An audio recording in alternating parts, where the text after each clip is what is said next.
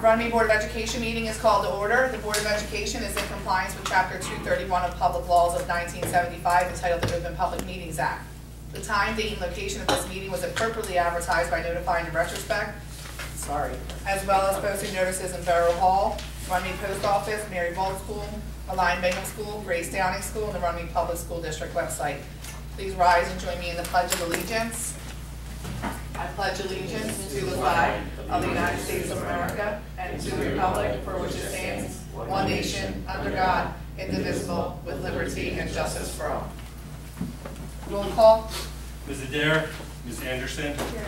Ms. Beebe, Here. Mr. Buckheim, Here.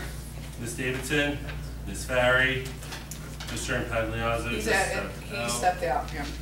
Ms. Panzarella, Here. Ms. Spalding. Here. We have a quorum. Also present, Mark Iannucci, Superintendent, Sean McCarron, Business Administrator, Supervisor of Curriculum and Instruction, Jade Yezzi, Principal, Bingham Downing School, Steve Keeley, Principal, Mary Vold School, Joe Silva, Vice Principal, Mary Vold School, and I believe that's all that is present at the moment. Ms. Humber is conducting IEP meetings, yes. Mr. Hines is He's pulling out notes. somewhere. He's out there sweating.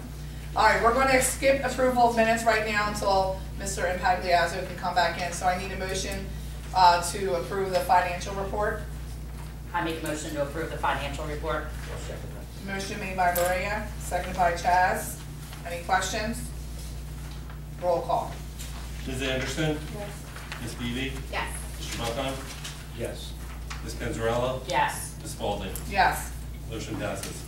At this time, we are going to have an ethics training from New Jersey School Board's representative, Terry Lewis. Thank you for coming down. And Thank you for inviting me. feel free to get up and eat and grab yourself a drink or whatever. We already have Mrs. Lewis's permission to. I always Chit. like it when you can chat and chew That and too. we can all do Thank you. something at the same time. It makes it a whole lot easier and it's much easier on your time because I know that you have a large afternoon plan. So thank you for inviting me. As Sean reminded me, this is probably like our 5th appointment here because we try to get it in and something comes up, and we try to get it in and something comes up. So I am happy to be here. I'm also happy to be first on the agenda. Not only because that's for me, but I'm gonna set the pace for the rest of your retreat and we're gonna move it right along because I like to talk really fast. This is an interactive program. It's not gonna be me talking so much. It's gonna be me talking and you talking. So the more the merrier.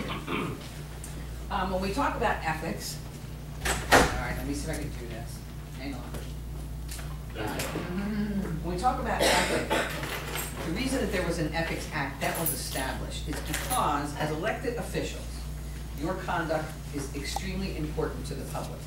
If they lose their trust in you, they lose their trust in the school district. So it's important that you and your behavior stays above that mark so that they can say, okay, these guys are doing a great job, we really like our district. You have to avoid any conduct which is actually in violation of the Ethics Act, and we're going to talk a little bit about what that conduct might look like. So I talked about the Ethics Act. I always hate it when these little balloon things come up. Let's put them all out there. The School Ethics Act, which was established back in 1992, I think it was, 91, 92. It did several things. Number one, it established the School Ethics Commission. So there is actually a body of people that hear ethics complaints and that hear advisory opinions, and we'll talk about what they are in just a second. The Code of Ethics was established in 2001. It is part of statute. That was 9 years later after the Act. The Code of Ethics had actually been put together at a delegates assembly of the New Jersey School Boards Association. And the School Ethics Commission, as well as the legislators, liked it so much that they said, you know what, let's just make this part of the Act, and they put it in there. So it is in statute. The School Ethics Act also covered conflicts of interest. We're going to talk about a couple of those, not all of them, because there's this many. The disclosure statements, the financial disclosure statements that you have to file annually, that comes from the Act, as well as the mandatory training requirements for board members. New Jersey School Boards is simply the administrators of the training, but the actual requirement came from the School Ethics Act. So we talked about the School Ethics Commission. There are 9 members on this board. They are all appointed by the governor. And I always like this little part because even though school boards are supposed to be nonpartisan, only 5 can be from any one political party. I thought that just was kind of interesting to me. 2 are board members, 2 are school administrators, and the other 5 are just what I call regular folks. What do? They hear advisory opinions and they hear ethics complaints. There's 2 different distinctions as to what these are. Let's start with the complaints first. Anyone can file an ethics complaint against a school official, and a board member is considered a school official. So it does not have to be another board member. It can be anybody and their grandmother can file an ethics complaint. An ethics complaint has to be something that is in violation of the statute or the code. Once they do that, the School Ethics Commission will contact you and try to get your side. There may be hearings scheduled. You may have to go to Trenton and appear, but that's what they do. And this is all after the fact stuff. The advisory opinions are different because that is before. So if you have perhaps a potential conflict or there is something that you want to do and you sit there and go, you know, wait a minute, I don't know if that would be a conflict or not, you can actually write to the School Ethics Commission and say, if I do this, would this be a conflict? And they will give you an answer. There's no penalty for that. Back several years ago, I had a board member down in Salem County, and she actually used to write grants for a lot of the local organizations. She wrote, you know, they got a new ambulance, they got a fire truck. I'm sorry, that is me, just leave it like that. So this is what she did, and she was very good at it. So she said to the school, you know what, I do this, I don't mind doing this for you. So they were going to take her up on it until the superintendent said, you know what, wait a minute, this could be a potential issue. So they asked for an advisory opinion. They wrote to the School Ethics Commission and said, you know, here's the deal. This is what this person does, this is what we would like her to do. And they came back and said that would be administering the schools. So essentially she was not allowed to participate. Had she not done that, and had she gone ahead and just fulfilled that grant writing opportunity, then they could have filed an ethics complaint, which would have been a lot more difficult. So, what does the Code of Ethics say? And I always say that the Code of Ethics really is the definition, and it tells us these are the lines, stay between the lines as a board member or a school official. And the first tenet says, I will uphold and enforce all laws, rules, regulations of the state board. As a Board of Education, you are not allowed to take action or a negative action and have it be against the law. So if it's in statute, you can't say, you know what, we're just not going to do that. You have to uphold all laws. I know, Charles is looking at me and I have a really good example of this. The second one is I will make I will make decisions in terms of the educational welfare of all children. We don't get to pick and choose the kids that we want to educate. We have to educate all the children that are residents of your community, and we have to make decisions that benefit all children, not just a certain group. So while Charles was sitting there scratching his head, let me ask you a hypothetical question, and this is where you get to participate. Can a board member ask the board to adopt an opt-out policy for state assessments, including the park examination? Tell me why. That would be in violation, I guess, of the statute that exists. Exactly. There is no opt-out policy. As a matter of fact, the DOE has come out and said, you are not allowed to opt out. There is a refusal to take the test, but we don't have opt-out policy. So if you were to do that, that would be against the law. So everything that you have to do has to be within the purview of the law. So can the board discuss policy and administrative procedures for responding to refusing to take the test? Absolutely, because you're going to have people, you may have people that refuse to take the test. You have to have a policy in place so that everybody knows how we're going to handle that. So that one is okay, but the first one is against the law, you can't partake in that. So I will confine my board action to policy making, planning, and appraisal. And to me, this is probably the most important tenet of the Code of Ethics, because those are your duties. You make policy, you help to formulate plans, and then you appraise how well those plans were carried out. And that, in a nutshell, is your job as a board member.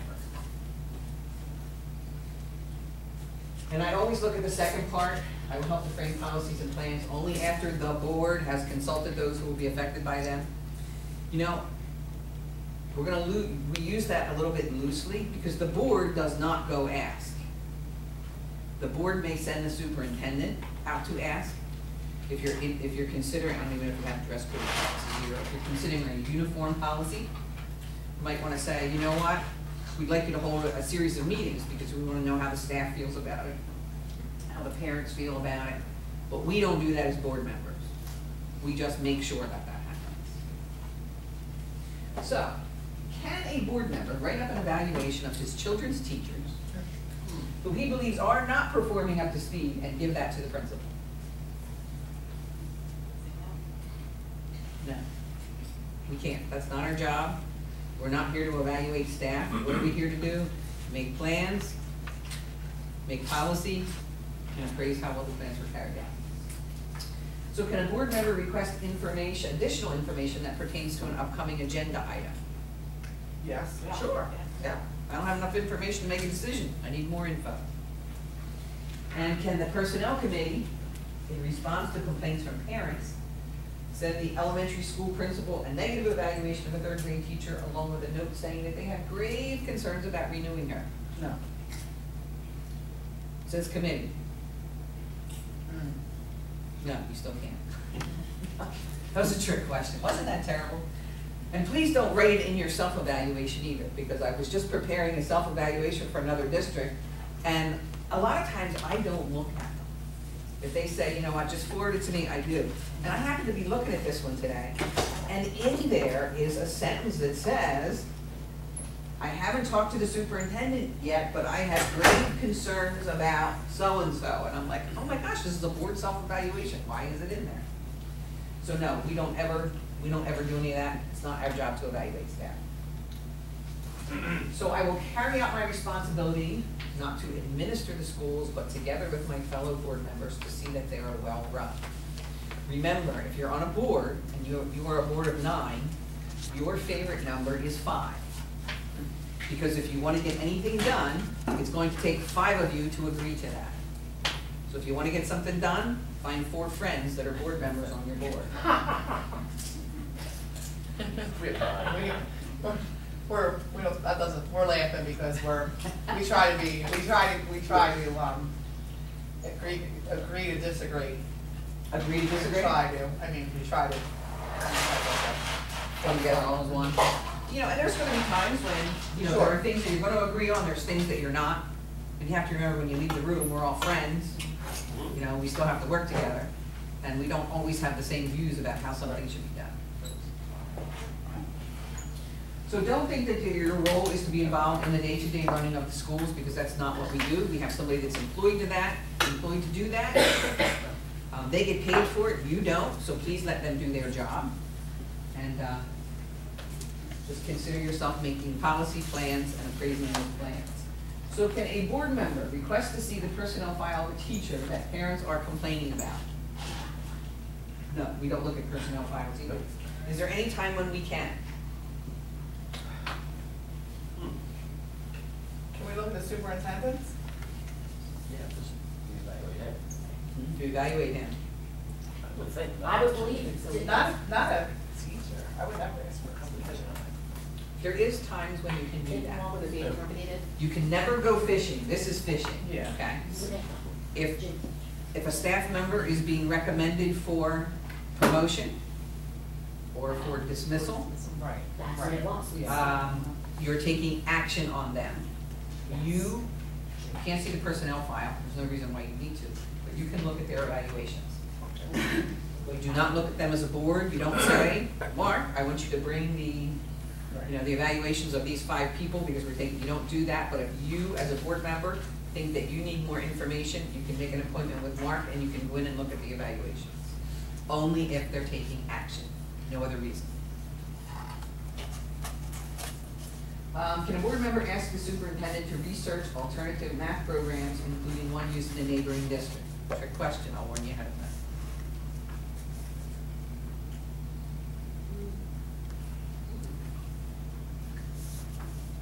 Yes. Oh, come on. Yes, we have a yes? Yes. I say yes to that too. Here's the tricky part. One board member can't do anything. The whole board, Yes. as a board. The whole board can say, hey, while you're doing this. Now, if in passing you happen to see Mark and you say, you know what, so-and-so, they're using, math concepts. My sister's kid goes there and I saw it and I thought it looked pretty good, that's fine. But you're not directing him to bring that back to the board. If you want information brought back to the board, it has to be the board asking for it. A board member wants to stay abreast of what happens at school and requests that the principal report directly to them on a daily basis. Absolutely not. In case you haven't guessed so far, we don't make these up. These are what we call ripped from the headlines. So these are things that we get questions on all the time, which is why you're on here. So hypothetically speaking, another trick question, can a board member visit the schools to check on the technology upgrades? Can the whole board do it? Well, here's the tricky part. It's what your definition of check on means. I was gonna say, I know, I'm not in here, but I definitely have seen this happen, occur. And that should not. So, like I walked down your hallway and I saw 30 new smart boards in your multi-purpose room. Sean's having a heart attack because he's going, what? I didn't sign a PO for 30. What you can't do is walk in a week from now to see they were all installed. That's not our job. You want to know if they're installed? Pick up the phone and ask, hey, are the smart boards installed? But if you want to see what those things do, because sometimes as a board member, you don't know what. I remember when smart boards first came out. I'm like, oh, what? What this? What was? Do we need this? Because at that time, I think they were like $8,000, and I'm like, really? We need this? Yes. Just a comment, having worked in education, to me, that's almost crossing the line where you're starting to become a micromanager, Yes. and that's not our job as a board member, as you said. Right. Policy, to make sure policies are implemented. I would be uncomfortable if I knew board members on this board were coming in to check what books are we using, what technology, this and that. That's his job. We have to have trust in it. However, I agree with that statement, but if we're approving all of the things and all of the upgrades and things, like, have you ever walked around Downing to see what it looked like? Were you ever? I've been over there since I've been over there. You've been into, you like to go in and look at the read. presentations and read everything, but like, did But you ever no. look at like any kind of upgrades or anything that were there? No, I have not, And because that's- I leave it up to the administrative team to take care of it. Well, I would ask, wouldn't it be okay if we asked them to assist us there? Like to shoot Sure, us you there? can say, Yeah. hey, I've never seen what Yeah. this does, I would like to see what it looks like, Sure. when I go in. Sure, Yeah. that's not micromanaging, that's making sure that everything that we're approving is to the best, is serving our children best, because that's all why we're all here. True, but that I think depending on how we think as a person, then we're going to come in and check this, and we want to come in and do that, it begin to get out of hand. And you need to be very If you can careful. self-control yourself, Mhm. yeah, the big, the concern I always have had on both the different boards that I've served on, and I don't see that problem here, is board members trying to micromanage the school system. That's not our job. Period. So if you wanna see what those things look like I didn't even know there was a smart table until a couple of years ago. I was fascinated with that. But if you wanna see what those look like, yeah, absolutely, schedule an appointment with Mark and go in and see, so that you know in the future, okay, I can see how we would use this, I can approve more of these. Right, exactly. But not So you- to- sometimes you might not have any idea, so to make an educated, vote, Decision. a decision, Yeah. you might need to know. Especially if you don't have children in the district, you're not in there, or you don't see what's happening. And one final thought is, we do not schedule appointments so that we can go around and see how everyone is using it. Right, That is not our job. right. Okay. So can the board's personnel committee direct the CSA to rotate the principals among the school district?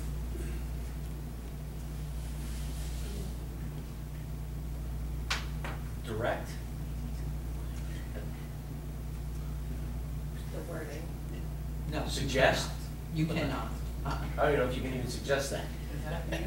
You can, but if I were the superintendent, I let it go in one ear and out the other. You know, it's like, that's not our purview, that's not what we do. You know, if you hire somebody to build a house, then you expect them to get the best people to put in the kitchen and the best people to put in the carpets and everything else. So you wouldn't hire somebody to build a house and then say, okay, well, you know, my brother-in-law's cousin's aunt has this business, so why don't you get her to, you know, we don't do that. So if you hired somebody to run your school, let them run it. The board directing the CSA to develop a process that engages staff, community, and parents in a strategic planning initiative. Sure. Okay. Yeah. Number one, it was the board, so it was all of you. And number two, it's, hey, something that's gonna benefit the school. I will recognize that authority rests with the Board of Education and will make no personal promises nor take any private action that may compromise the board. Absolutely. I think you can all think of examples, right? Here's my favorite one. There was a district once that was in negotiations. So they're having a negotiations meeting. One of the board members got there about 20 minutes early, and she pulled up in her car and she was reading a book because she was early. It's nice out, the windows were down, and she's reading her book. There's a hedgerow that runs down the parking lot. So she's sitting there reading. Her car comes around and parks on the other side of the hedgerow. I guess they don't know she's there.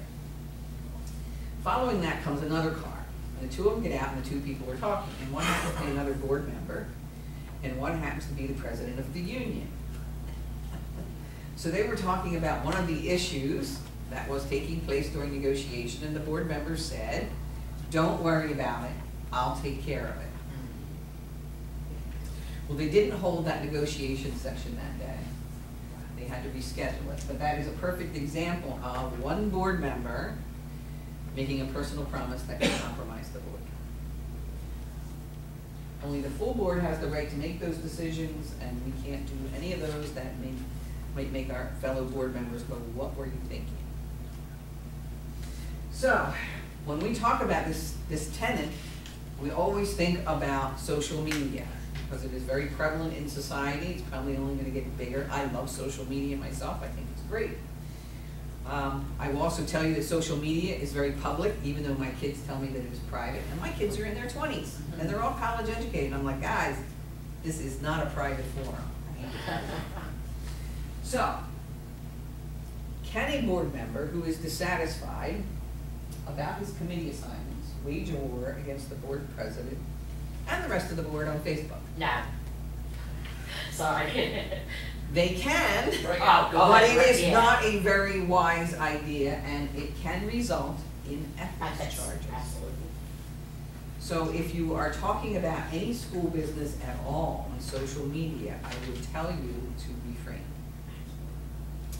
You can talk about anything you want on there, but if it has anything to do with students, staff, or anything with Runnemede School District in it, I would stay off of it. Can a board member create a Facebook page that invites parents and staff to join and air their concerns and questions about the district? No. No. We actually dealt with something I think it was last year or the year before. Time flies when you're having fun. But there was a district that had gotten money, a lot of money from their PTAs who put in a playground at one of their schools. I think this district had like 11 schools. So right next to the playground was a VFW. And they had a memorial garden out there. And a lot of times they use that memorial garden to do, I don't want to say programs, but ceremonies. That's the word I want, ceremonies. But before they put in the playground, the school principal, who's very knowledgeable, went over next door and met with the VFW and said, we have this money, here's our layout, and this is where I would like to put the playground, but I wanted to get your opinion first because I know you utilize that. And the VFW said, you have been very good neighbors to us because whenever we have a program or a ceremony, we always call you and you make sure that the kids are quiet or they're not outside. So it's a good working relationship. Wherever you want to put the playground is fine with us. We're happy. Okay. So they erect the playground. Somehow the mayor got involved in it and made a statement that how could the school do that? And a couple of board members decided to take it upon themselves to set up a Facebook page to ask the community and parents what their thoughts were on this playground. Needless to say, it really got blown out of proportion. It was very ugly. It was something that didn't need to happen. That kind of escalated it. And in the end, the two gentlemen from the VFW finally came over to a board meeting, and there was like 60 people at the meeting. And they said very quietly, we do not have a problem with the playground. Stop dragging us into this. And we are taking so many calls from the press, we just want it to stop. We're okay, we talked to the principal, we gave her okay ahead of time, leave us alone. So that was an indication where you took something upon yourself to do something, there was a good relationship there. I don't know if it's still good or not. So just because you can do something does not mean that you should do it. I will refuse to surrender my independent judgment. I'm not going to read the rest. So it's to any political group, any special interest group.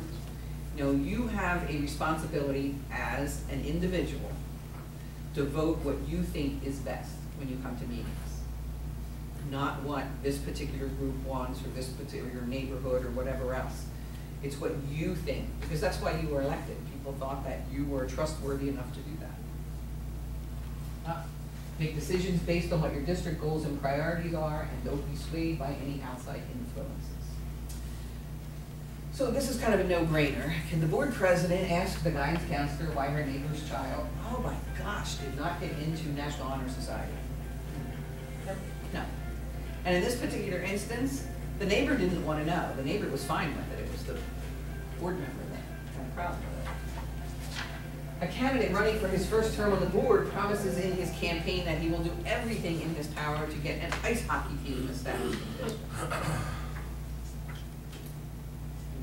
I mean, he can promise that. Oh, that's right. He's not a board member. Right, he's not. He can promise them that, he'll put a man on the moon if Yeah, he's elected. yeah. But the other thing too is, even as a board member, I wouldn't be that strong about it, but if that is one of your goals, you can do that. You only need 4 other friends that agree with you. A board member who asks to serve, I'm not going there. We're not doing that one. That one has a lot of legal implications. I'm not a lawyer. I've never played one on TV, so we're not talking about that one. I will tell you that in certain instances they can, but there's a whole lot more that goes with it. This is perhaps the most abused tenet of the Code of Ethics, which is really amazing to me. I will hold confidential all matters which pertaining to the schools if they were released could needlessly injure the district, et cetera, et cetera, et cetera. This is probably the one that you will find the most ethics complaints filed over. So, easy way to remember, if you talk about it in public session, you are free to talk about it with the public. So if you're in the grocery store and somebody says, what happened with the math series, which one did you guys end up with? You can tell them, hey, we picked this one. It's great, we're looking forward to it, it's gonna add a lot. If you're talking about it in executive or closed session, that is Vegas, and whatever happens in Vegas stays in Vegas. We do not bring that out. There's a certain time when sometimes that information will be released, but until that happens, you need to leave it there. So we want to keep our community informed on the progress, but that's, again, only on the progress of those things that you can legally talk about, which is in open session. Just for the publics, I don't know how many public we have here. I'm a very popular person today. I have a quick question. That's that one that you were afraid to answer, Robert? What's wrong with that? A board member asked to serve as an advocate if my niece or nephew was needed, during the IEP meeting. If you're going to do that, I would suggest that you talk to your board attorney first. Because, and again, I'm not an attorney, but there are legal implications with this should a lawsuit later come out of it, or there's due process hearings or other things. So before you would do that, I would definitely talk to the board attorney. I just don't see, like, if you have a special education background, what the issue would be there. Because in some ways, you could be actually influencing unduly, because you're a board member, That's my problem with being a board member. the decisions. I wouldn't be there as a board member, I'd be there as an advocate for my niece or nephew. I know, and that's what I get. Like, I always have to say, like, hi, I'm Sammy's mom. I said it 5 times to Mrs. Jesse before this meeting. Hi, I'm Sammy's mom. Like, I'm just Sammy's mom. I'm just, like, that, I don't have any other relatives in this district, so this wouldn't happen, but I do have, like, my master's degree is in special education, and people have asked me to do this before. I've never done it, but I don't see what the problem would be if I did have. If you wanna do it in If another, Maria wanted me to go to her son's IEP meeting, I don't see what the problem would be. As an because advocate. even though you don't view yourself as, you view yourself as Sammy's mom, okay? Same thing as reading in the classroom, exactly what she's saying, I was thinking Same about what problem all she's the saying, time. same exact thing. They look at you as a board member. It almost makes you not want to be a board member if you have Agreed, kids. but I almost resigned over that. If you don't have if you have a child in the school district, because that's not an ethics violation to me. I mean, I'm not okay. gonna call our attorney and ask, because it never has Okay. happened, but, I mean, to I me. got you. Gray area that's. Let's clarify a bit, okay? So you can be an advocate for your child, by all means. I mean, if you need to go in and That's my talk to the first job. teacher, yes, That's my that is first your job. job. So Yeah. if you need to go in and say, he's not getting math, I need help, Sure. by all means, that is your job. This one is a whole lot different, because it involves possibly outside placements, it involves a whole lot of other things. It also involves some legalities as far as due process. If you're a board member, you can't have a claim against the board. And I've actually had board members who ended up filing a suit against the board over special needs and had to resign. So, while I say, yes, be an advocate for your kids, when it comes to this area, you have to be very careful. Attending an IEP conference as an advocate, you would have to be, you would. In this district. In this district, you would recommend, before someone ever did that, to call the attorney. Now, I do have one board member, she's a grandmother, and she is an advocate for her grandchild. But there are certain instances whereby she's allowed, number one, her parents are separated. And Sure. So, and she actually wrote to the school ethics commission about that. All right, So now hers on is that covered. same topic, not to interrupt, but I'm just Sure. saying, okay, so as a board member could submit, I'm using you. That's fine. I need to. Could someone else, not a brother or sister-in-law, utilize? I mean, we're using brother and sister-in-law as though it's family. What if just a parent requested that because she is, so knowledgeable in, I mean, would the same thing apply? Yes. She should have sat through my. Because there is a provision in the code of ethics that says something about, don't quote me word for word, Okay. immediate family members or for the gain of friends. Okay. So it does throw that disclaimer in there. Okay, so, Yeah. so this says brother and sister-in-law, which to me is family. You couldn't have an advocate on the board present for at all, pretty much is what you're saying. Right. Okay. Or shouldn't, let's put it that way, shouldn't. She can do it in another, you can do it in another district. If you have friends in other districts, you can go do that in other districts, just not here. Is this possible? Mhm. Because I agree with you 100%. When you walk into any one of these buildings, if you're gonna walk in You're as a an board, advocate, they see you as everyone a board. sees you as the It's my president. problem. It's my biggest pet peeve. Okay, so would she be able to, instead of coming into the school at all, go to the other parent's house and say, with my background, I have a master's in special education, these are the kinds of questions you should be asking, these are the kinds of answers you probably should be getting. Is that legal? Yeah, I Or should could you- do that as a friend or a Instead of coming in. sister-in-law. Sure, Yeah, sure, okay. yeah. I would Then never that's how go to I an get it IEP. I've never done that, but I read it real quick and you wanted to go, and I'm like, wait, I said to Mark, I don't think that's a problem. I wanna know why she thinks that's a problem. It's a problem for me to explain it, because there's a whole lot of The intricacies legal, the involved. legality, I get it, Yeah. I get it. And this is actually one of the lawyer's presentation, so, and I said to him, why'd you put that in there? You know, you can Right. answer that. I'd like to pick his brain. You can feel free to call, as a matter of fact, all of them up there are really good, but call the legal department and ask, I will, yeah. instead of the attorney. Extension 5254. At what was that half-hour rate? The attorney, what's that half-hour rate? I'll call New Jersey School Board Legal Department. That's probably this. Well, you have that memorized. I just called today. It's the first time I've called. Oh, all right. She's like, that's the right number. So I will, hold on, we already talked about confidentiality. I'm sorry. Yeah, we have that. Sure, no, we appreciate that. Okay, so can a board member doing executive session text confidential information to a member of the public? Oh my gosh, No. no. Obviously not, no. But you need to be very careful about using your phones at a board meeting anyway. Because there is a case, I don't think this case has been settled, and it sits down in a court with an administrative law judge. So they're having a board meeting, and it's shaped like this, U-shaped, and there's a board member sitting over there, and she picked up her phone and she started texting. So then on the other side of the room, person looks down at their phone, they're getting a text, so they pick it up. Well, it was pretty obvious to whoever was sitting in the audience that they were having a conversation. So they Oprah'd the text messages. So right now, it sits with an administrative law judge as to whether or not they're going to turn them over. But what they said was, it's an open public meeting. I should be privy to, except for the 9 things that you would go into executive session for, I should be privy to all the conversations that are taking place. That's my right. So you can't be having one via a phone that I can't hear. So we don't know where that's going to end up. So if you have that, if you have to take a call, or you have to, text your kids and say, I told you to get to bed, it might be better if you just, walked outside and then came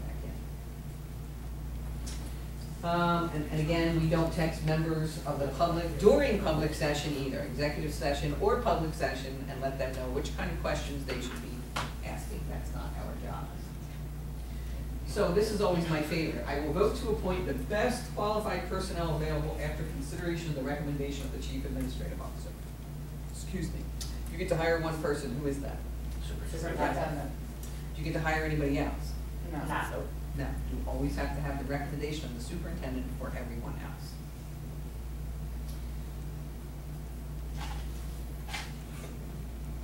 So, there we go. A board member's neighbor, who happens to be a teacher, is not very well liked due to her unfriendly and disruptive neighborhood behavior. So this board member votes no when she is recommended for the 3rd grade teaching position. No. Terrible. Why? I'm allowed to vote no whenever I want. Wait, maybe I'm misunderstanding it. So, someone comes up, well, the reason that, I wouldn't vote no for something like that, but there's someone comes up that you don't agree with as a teacher, you're allowed to vote no. Oh, absolutely, allowed, yes. I'm Yeah. sorry, I didn't understand what that meant. You know what I mean? Allowed Even though to you be shouldn't heard. do that for that Right, reason, right. that's your right as a board member. Yep. You do You not have to accept the recommendation. Correct. Just because he. You need to have a good reason. Just We did because. this, we had this. Exactly. We had End this. of discussion. Correct. Yes. Right. We had this. It can't be Have it arbitrary and capricious. You can't say, I didn't like Correct. the color of the Yep. shoes. That's arbitrary. You can actually vote no on this. You do not have to give a reason ever why you vote no. Right. You can just say Correct. no. Right. Yep. And in this case, I would not give I'm not an attorney, but I would not give a reason. If you had Right. personal, dealings and you're like, oh my gosh, I know what this has been like in the neighborhood.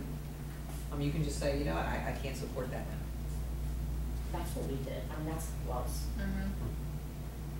Now, you don't get to pick the next recommendation. Yeah, absolutely. So can the board create a policy that directs the CSA to bring to the board at least 2 finalists for every administrative position to be filled? I would like to know the answer to that. I would think if it's in your policy, the answer would be yes, because you govern the district through policy. You can do this, but it is not a really good policy. Yeah. So, and I actually have one board that has a policy that says 3, and it's only for upper level. It's Right. not for teaching positions, it's only for upper level candidates. Bring us 3. And you So, just- so it would just be like this, the minute, like this happened when we were looking for a business administrator before. You just actually mentioned this. I did mention this to you personally, right, this used to occur when it was an upper level position. In the, Yes. I looked down to see if Naomi was here, but I forgot she's at work, because this hadn't happened before, so. Now, this is gonna get real interesting. But it has to be a policy? Like, we would have to create a policy that says that in order for it to occur. I couldn't just say, Mark, when you're looking for that the board wishes that you bring your top 2 or 3 candidates, it would have to be a policy? Well, before we answer that question, Okay. let's look at some more new things that I think might help to answer some of these. No, that's, Actually, I can. yeah, that is a crazy thing coming out of another school district. I think it's gonna be repealed, Sure. but they're doing it without the superintendent is not involved in any of that. This committee is just doing it. Yeah, that's what, like, if the superintendent asked one of us to sit in an interview or something like that, just, but not including. And if I were a new teacher and I showed up and there were 3 Sure. board members interviewing me, I think I'd be going, you know. No, I don't want to So be. I don't wanna work there. Right. Let me see what okay, let's go back. You cannot, and it's further along in the presentation, the board cannot interview candidates. Period, Except superintendent. except superintendent. So I'm gonna use your business administrator as an example. You hire a business administrator, and you say to the superintendent, bring me your top 2 candidates. We wanna interview them. You don't get to do that. You can do a meet and greet. Now, here's candidate 1, you know, tell us a little bit about yourself. Here's candidate 2, tell us a little bit about yourself, but you can't interview. I know, interesting, huh? That's new. Yeah, I was gonna say, we definitely interviewed without any other administrator. that is Like, a new- I had to ask all the questions. A new advisory opinion just came out. So, if the superintendent, let's carry this a little bit further, and I don't know how you hire here in the district, but let's say you're looking for. This a was like building 10 years principal. ago. Let me Okay. just state that this was about 10 years ago. Well, let's say you're gonna look for a new principal, and the superintendent says, I'm gonna put together a committee, and it's gonna have the other 2 principals on it, and a couple of teachers from each school, and a couple of parents. He can choose to put on 1 or 2 board members, no more than that. Right. But it is only for observation. You are not allowed to interview, you're not allowed to ask questions, you're not allowed to render a decision or input or anything. You're there to observe the process. And that is only if he puts together a committee like that. So you can't make him do that, that's not part of his hiring process. He gets to determine the process. So, then let's go back to this policy. So you can say, once that is done, bring us your top 2 candidates, but you can't interview them. You can do a small meet and greet. But then again, I always go back to, why would you want to? Because if they're gonna hire that person, then you're gonna hold them accountable for that person's actions. So they're not gonna pick, hopefully, a dud. They have to work with them, not you. And that's the hard part. And we always try to think that, you know, and I see this in a lot of districts, and you have to be careful. When one person leaves, it's really hard to go, oh, you know what, Terry Lewis would be good in that, and then this person would do that. But we're looking at them in a totally different light, because we don't see them day to day, you know, from 7 to 3. You know, we see them on a limited basis, or as a parent. So we're not working, we don't see the ins and the outs. So it's easier for us as board members to say, you know what, you gotta put this together the way it works for you. So in answer to your question, yeah, you can, kind of a moot point because you don't get to pick the finalist. Right. And then it really gets ugly when they bring 2 and he says, oh, I really like this guy. This is the one I'm gonna recommend, and everybody goes, you're like, So, this was the one that I was talking about, that would have given the example of the board members on a process. So the board member demands that they're included and refuses to vote. You can only be included in the process if that's the open type of interview process that's taking place, and you can only participate as an observer. I will support and protect school personnel in the proper performance of their duties. Please do not talk about any of your staff at the soccer field, which would be detrimental to their job at the school. And we do not put on Facebook, you know, like, Mark is Runnemede's most notorious terrorist. That's not a good thing either. And you're laughing. We had the district. I'm sorry. No, we did. And they put a picture of the superintendent on that. They put a picture of him. I just said that would be so fun, I just say. Let's see what comes of this. And we refer all complaints to the chief administrative officer or the superintendent, and will act on the complaints at public meetings only after failure of an administrative solution. Please do not get involved early on in any disputes or anything, because if they do happen to make it to the board, and they're at the board level, and you have to hear it, you'll probably have to recuse yourself if you were involved at a very early stage.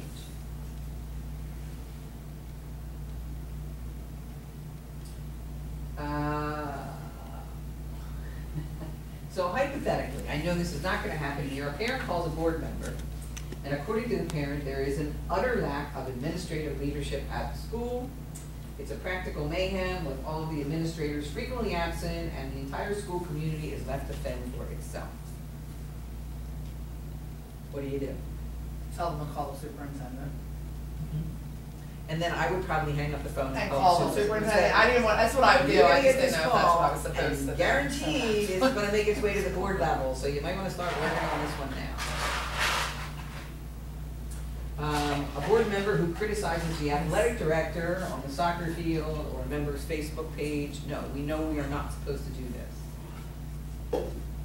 And the board's personnel committee, setting up a process that enables teaching staff members to bring issues directly, like curriculum scheduling, directly to them in order to clear the air and improve morale.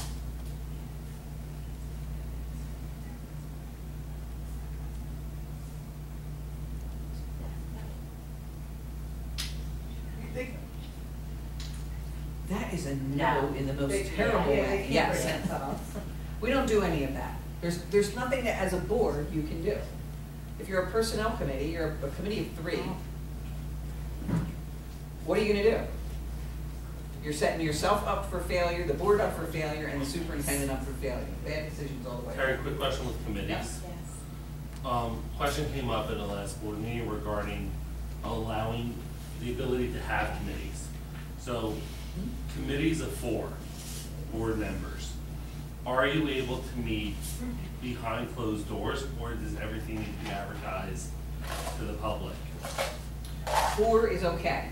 5 is a quorum, has to be advertised. No, we would never have 5, we know that. So committees of 4 are okay. Usually most committees, no, I don't wanna say most. In a lot of districts, it's a committee of 3, and then the board president is always the ex officio member of the committee. So there were, a lot of times there are 4. No. So 4 is fine, because it's not a quorum, you can have a committee of 4.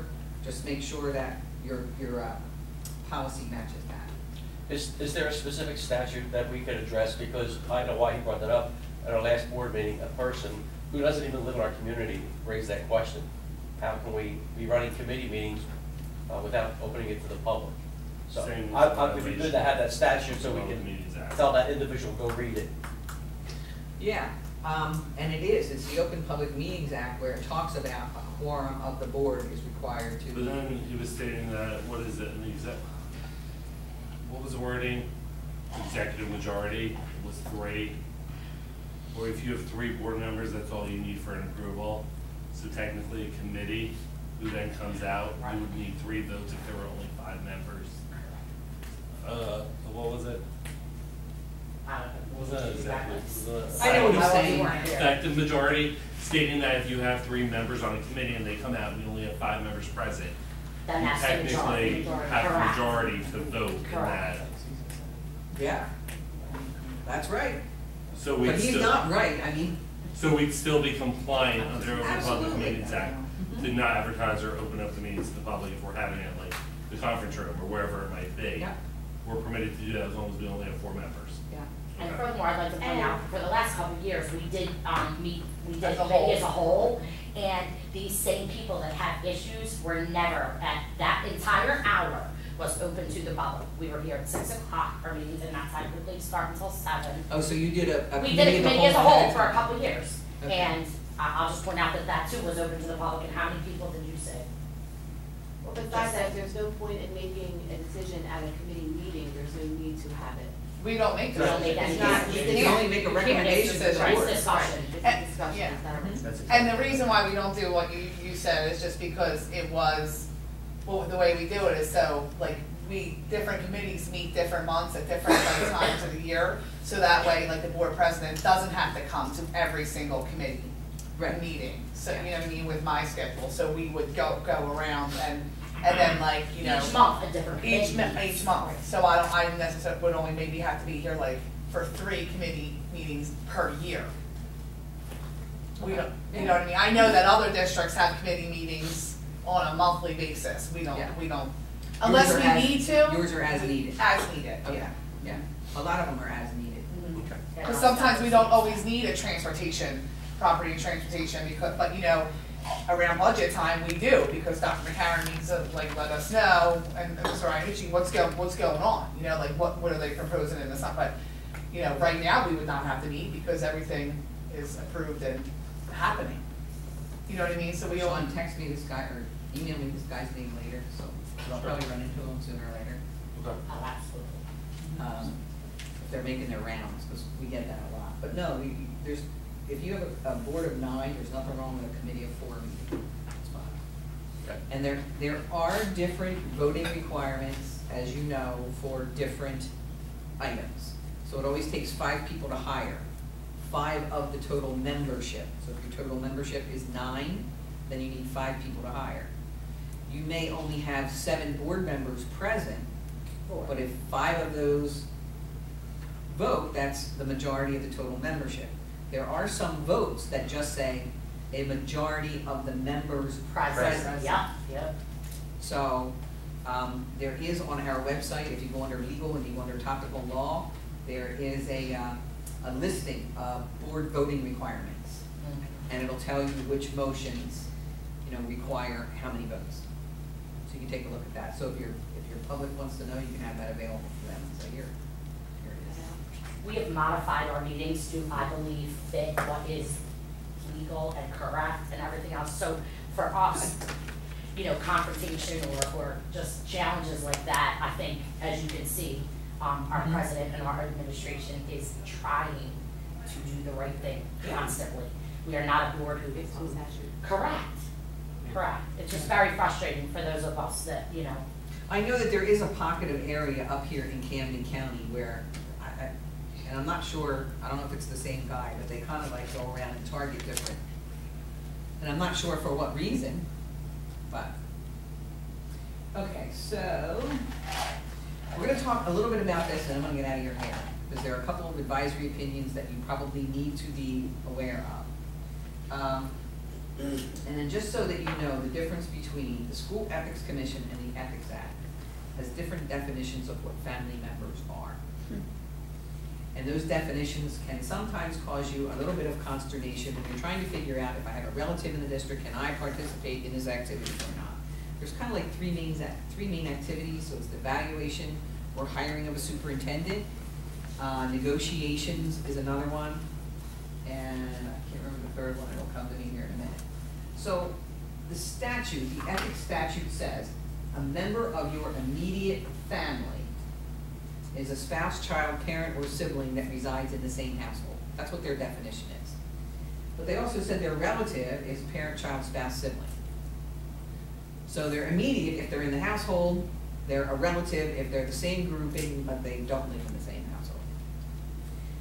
Fast forward to, well, if you have any of those immediate family members, and they're employed in the district where you serve as a board member, you have to recuse yourself from any of those votes where there could be a potential conflict.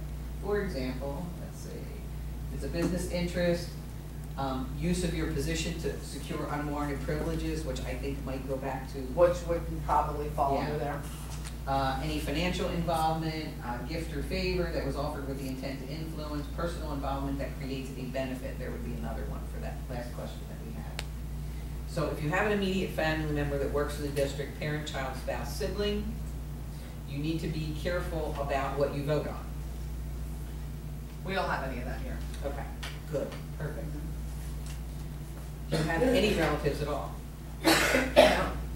No board members have any relatives? Yes, we have a cousin, Okay, then there may be some things that you may not be able to participate in. And you can talk to the board attorney and he'll tell you which ones. And if it's just a cousin, it's not really all that. So there's only a few things. So then, the only thing I'm gonna tell you about the nepotism policy is you cannot hire any of your relatives. So if you only have one that has a conflict here, and you have a niece or something that wants to get a job here, they can't get hired if you're serving on the board. So that's what you need to know about the nepotism policy. I'm not gonna go through the rest of it, because it's more expansive. The fact that you only have one conflict makes your bargaining a whole lot easier, because I have some districts where they only have 4 people who are unconflicted, so those people always get to do well, we're negotiations. NJEA members though, and our. Oh, so that makes it a little bit more interesting. So we're in the same boat Okay. here. Then you already know collective bargaining, what you can and cannot participate in. I just don't participate. Okay. Because legally you can't. I couldn't participate in that, in this different family, in different house. Does anybody here have relatives of the anyone that has a relative that is an NJEA member or employed in a school district? I did, they couldn't vote, they couldn't participate in negotiations because of it. You do now, don't I you? do. Okay. Not as a district, Another district. but yes. So there was a recent, make it to the right That's one. right there, I have. There's a recent decision that came out that said a board member may participate even if you have relatives employed in another district, Wow. provided, number one, they don't live in your household, Right. can't live in your household.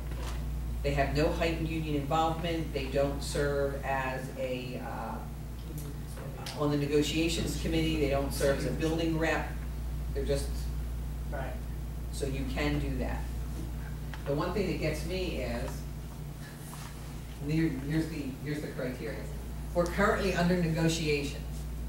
Okay, so let's say I'm on the board and I have a sister in North Jersey. And she's not a union chair, she's a regular old 3rd grade teacher, no conflict. But if you're in negotiations. So a year into it, they start negotiating. Does that then kick me out? I don't know. So nobody's answered that one yet, because that was my first question. Well, if they start and they're like, oh, we don't know. So I don't, Before we make our committee every few years, we make sure that we get legal advice on Like who can serve. Who can serve and who cannot. then I think that will conclude, this is all personnel issues. You don't have this because you only have one gentleman here. And volunteerism. Now, volunteerism is not all that difficult. You can volunteer in the schools as long as it is not a regular and sustained activity that involves supervision of children or being supervised by staff. So can you chaperone class trip? Absolutely. Can you come in and read to the 3rd graders for Dr. Seuss Day? Absolutely. Can you be an advisor to the chess club? No. That's regular, sustained, involves supervision of kids and probably being supervised by staff members. So that's the delineation. It's really not as hard as we all thought it was. And I didn't go through a lot of these slides because, like I said, this was written by one of I love our legal department. Geez, you know, they can take one thing and put 8 slides on it and talk about it for a year.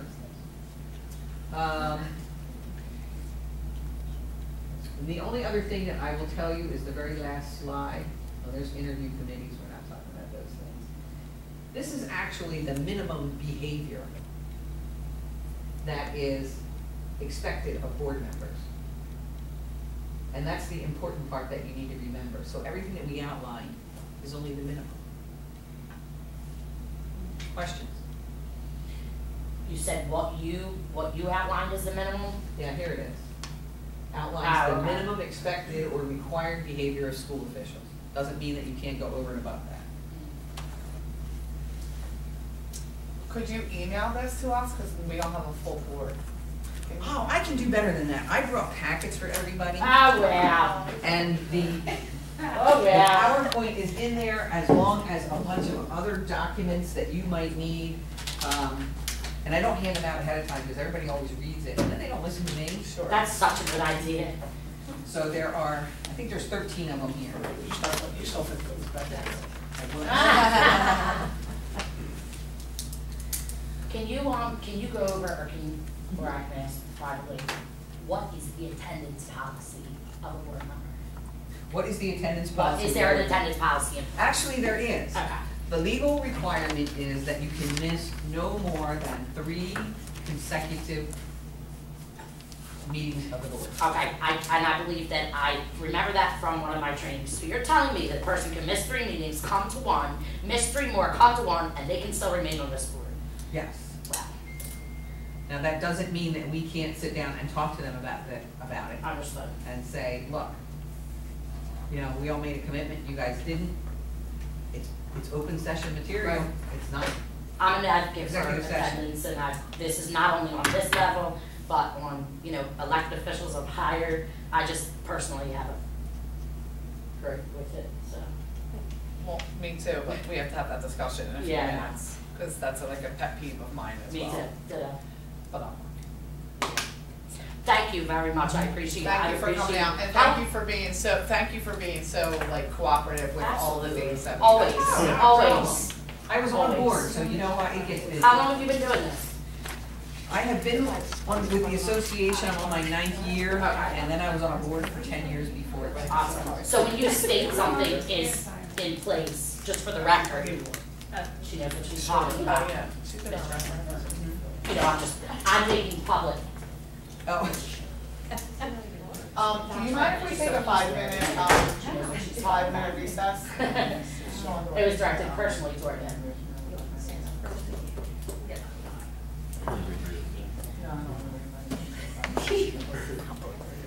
I think I'm Motion, and then the motion right there. Hold on a minute, Maria, we need a motion to take a 5-minute. I make a motion Hold on a to- minute, we need Missy back in here. Me too. So what we're gonna do is when we have 5 members, excuse me, we're going to, have a 5-minute recess.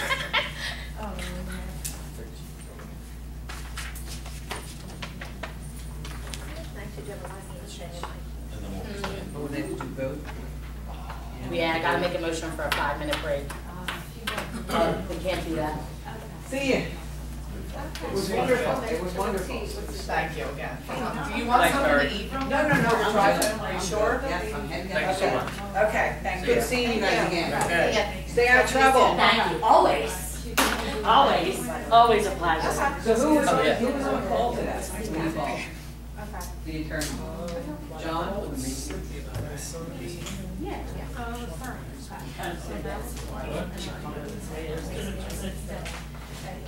Maybe I'm gonna go. She works on Wednesdays. Maria, I think you're talking to yourself. What? I think you're talking to yourself. I am. Carl? It's like distracting me. John Berman? Where's your sidekick? She retired, so she decided not to come. Good, good. Have a She's good one. enjoying her nest. She has a doctor. All right. Yeah, she thought it was tomorrow. Be sorry, I know, I will. I'm gonna hopefully catch up with her later. Mr. Peely, Can you please could see you her ask Mrs. Anderson if to she come in here for a come in minute? here? Where did she go? We don't care, just go out in the hallway and yell. Who cares? So you'll be at there? I'll go through her, yeah. Just after school? Because I do. Steve asked me to do the bus with the check. It's a Okay. game I time. can't be in two places at once. And they serve. Or just let me know the concept, you know, what you need or anything. We haven't had our. Okay. I think they were waiting for the approval. And then, we're gonna have a meeting with Scott. Okay. We'll know what. Perfect. I have, hold on, I have something, Okay. I have something from Naomi, I asked her to get me something. Sounds good. Yep. It's good to be, it will be good to see Pat again. I know. We see each other now and then. Stretch. And I thought we try to keep these numbers in.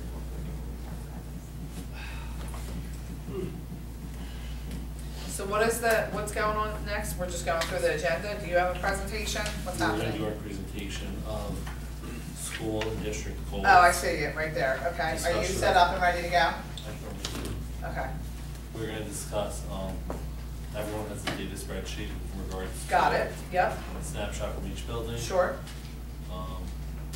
Little update on before and after care and transportation. You could have. I'm gonna be unethical and I'm gonna walk out in a minute. I make a motion to take a 5-minute break. Motion made by Maria, Second, can I get a second? I'll second. seconded by Chaz.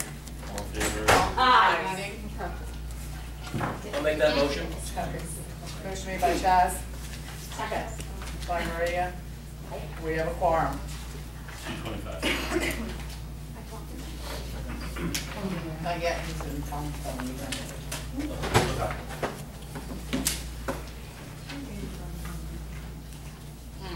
You want me to start off? Sure. No, we don't, for this meeting, there's no reports, we usually start it up again in September. If there are any questions you have, though, feel free to ask, regarding what's the information usually on those reports. We'll kind of be trading, Jumping in. jumping in and out, Jumping interrupting one another. Sean probably more than most, but, as far as interrupting goes, but, she said you put it on the website. Welcome That kind of back, hurt. it's up there. I own a couple of things, but, the website does have some information posted. You have a copy of that, we didn't print you a copy of that, but you'll show. So this is up on the website now? Yes. Okay, so as a positive, Jade, what are we pushing? Close to 900 people on Facebook? So we're pushing close to 900 follows on Facebook, which means that every time we post something on the district's Facebook page, it'll automatically go to those 900 people who've liked Can I it. interrupt already? Sure. I love the whole like showing things that teachers are doing this summer. Because I'm always like, look, Sam, look at this teacher, look at this, don't you think this is cool? Like, it's just nice, a nice way without getting too personal. Right. It like doesn't cross the border, it's just like someone got married, or someone went deep, sea diving, or it was just really cool for, like that, I actually show, like, if I'm with any kids, so that's a cute little touch this summer, just wanted to say that. And even on the Facebook page, like you'll see, so we try not to, we try to keep things very positive. It's a school district. We're not, it's not a complaining board or anything like that. But I think it's funny though when a parent will ask a question and another parent responds, directing that person to like look at the website, or here's a link to it, or do you know what I mean? So they're obviously using the resources that we have been putting together. And as you know, that we're starting to reformat the website. So if you look at the front page, you'll now see rotating pictures. That'll be changing once the start of the year begins, with like opening day pictures, things like that, that are taking place, and kind of streamlining the things that we have.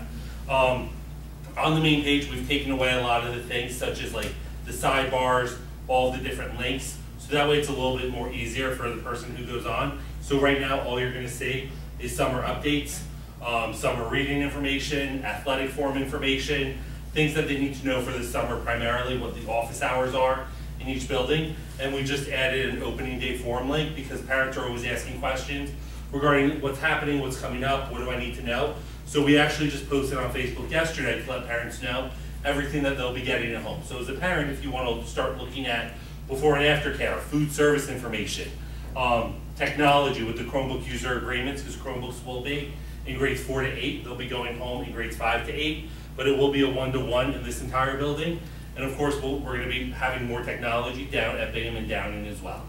I was just going to share that as we're posting things, the secretaries are kind of fielding probably more phone calls than usual, but it'll be nice when they're not all coming in on September 6th, you know, so You know what I mean, like Pat and Sue had shared with me, just so you know, as soon as you posted that reminder about the summer reading, parents are calling saying, you know what, I have a new student and I never got my book, or my son lost his book, or whatever it might be, so we're getting I think more business, so to speak now, but I think it'll be lighten the load a little bit when, when you have 5 million questions at the beginning of the school year. So I think it's been going real, I think all these I thought it was funny too, on my personal Facebook page when someone was like, oh my goodness, I can't find, this was a month ago, I can't find the list, and Sean said, another mom put the Google Doc link on That's her Facebook hilarious. page, here, they're right Yeah. here, they're on the website, which is one of the things that as a board, we had some concerns about, because people don't necessarily always call first now.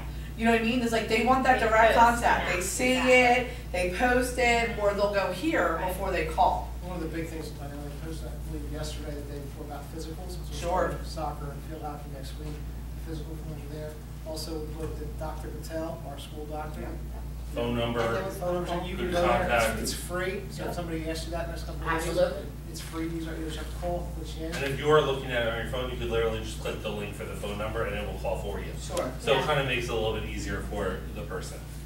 And it also makes it easier for our families who your insurance will only give you once, Right. one a Yeah. year, and just my son's 7 months off of his birthday because he was sick, you know what I mean, all the time. So yeah, it's really nice to see. And one of the things you're gonna see too, as we're talking, and we're gearing more towards pushing more things out, like doing more brown envelopes. We want to go green. So we're trying to take some of those initiatives where we're just, if a parent needs something, they can click on it, lunch menu, they can click on anything from the counter that comes home.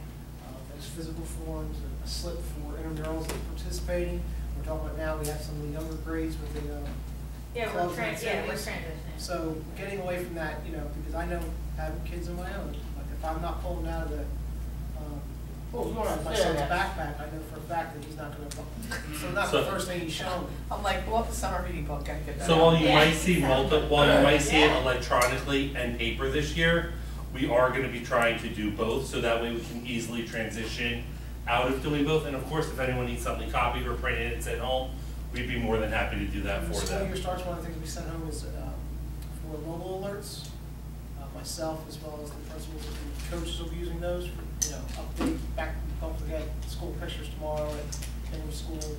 All of those. all that good stuff. That's the real reason why my phone goes Yes. all the They were time. trying to avoid that half sheet flyer and send more email blasts and alerts and all those kinds of things. Well, text. even remind Remind that Awesome. they can send me I'm sorry, what were the specific requirements of that essay I had to write again that's due on Friday, and they don't have my phone number, and I can say, make sure you have 2 NSEC citations, and you're blah, blah, blah, blah, whatever you need, and they'll say, thanks, and that's it. It's just This is it. it's kind of the way that students interact with teachers now. And keep in mind though, if a family, if they're traditionalists like Dr. McCarron, and they want that paper sent home to them, we'll be more than happy to accommodate them in the office. Because you also, families that still want that, that paper, which is fine. Yeah.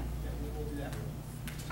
One thing that goes home that I would like to stress to everyone, put on my business administrator hat, is the 16-17 meal application that we ask that gets filled out. As a district, we have just under 30% free and reduced lunches within the district that we serve. For many grant opportunities that come out, you need to be over that 30% mark in order to do that. What happens is if someone's gonna fill out an application, it's one per family. So if they have multiple children, we actually take applications, and if they put a high school student's name on it, my office sends it to Black Horse Pike.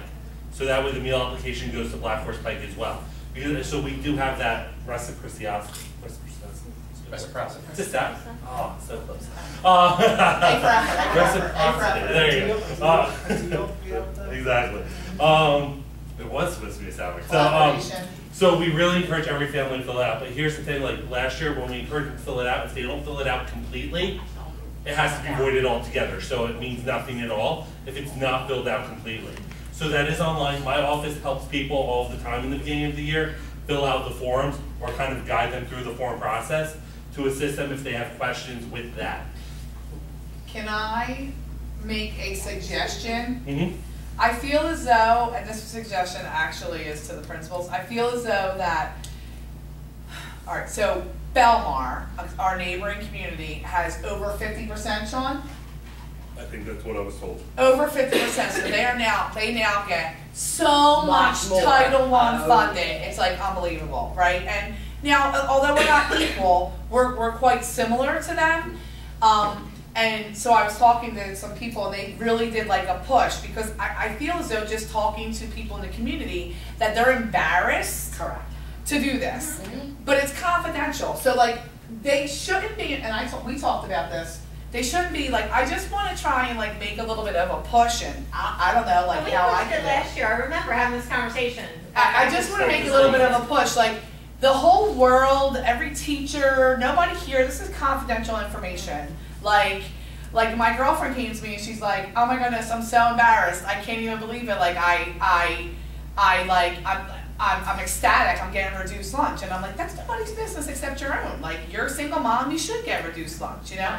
So like, I just feel so like if they're like, I feel like they're afraid to call the school because then they think that like the whole world's gonna know. I don't know how we could get it out there like that. It's The other thing is what you're saying is some people are embarrassed. I think some people don't realize that they would qualify. They like don't Angel can realize. say, oh, that person did it because she knows the requirements. I think one of the things that we just talked about with the email blast is going to be in those schools. It's a little more. A text It's a message, little more an intimate. email is You private. can get all that information from a Yeah. computer rather than having to look at somebody Yeah. or that embarrassed. I factor. agree. So that's one of the things that we can do. And I think as we start to use this more, it will provide that individual communication where a back to school night, I'm sorry, but you know, most people are hearing blah, blah, blah, blah, they want to go see their kid's teacher. So I think that's a good way for us to start, and we can, definitely do that. We'll compose a district-wide email and blast it out. They have all the details, they can review it. And like, you might have to blast it out the first week of school, and then the last repeat week it. in September, and then maybe one more time in October. Yeah. You know what I mean? And then we still should say it at back to school nights, and I just feel as though There's a lot more people. there's a eligible lot than more are. people Yes, in this yes. town who will qualify, Agreed. and just I feel as though like they need to realize that it's our responsibility to keep their information confidential. Nobody needs to know anything. And besides the confidentiality, I think we also want to stress the fact that we know there are people that can use this, it will help them out financially, and it will help the district out That's what I financially meant to say. through additional grant money. It helps.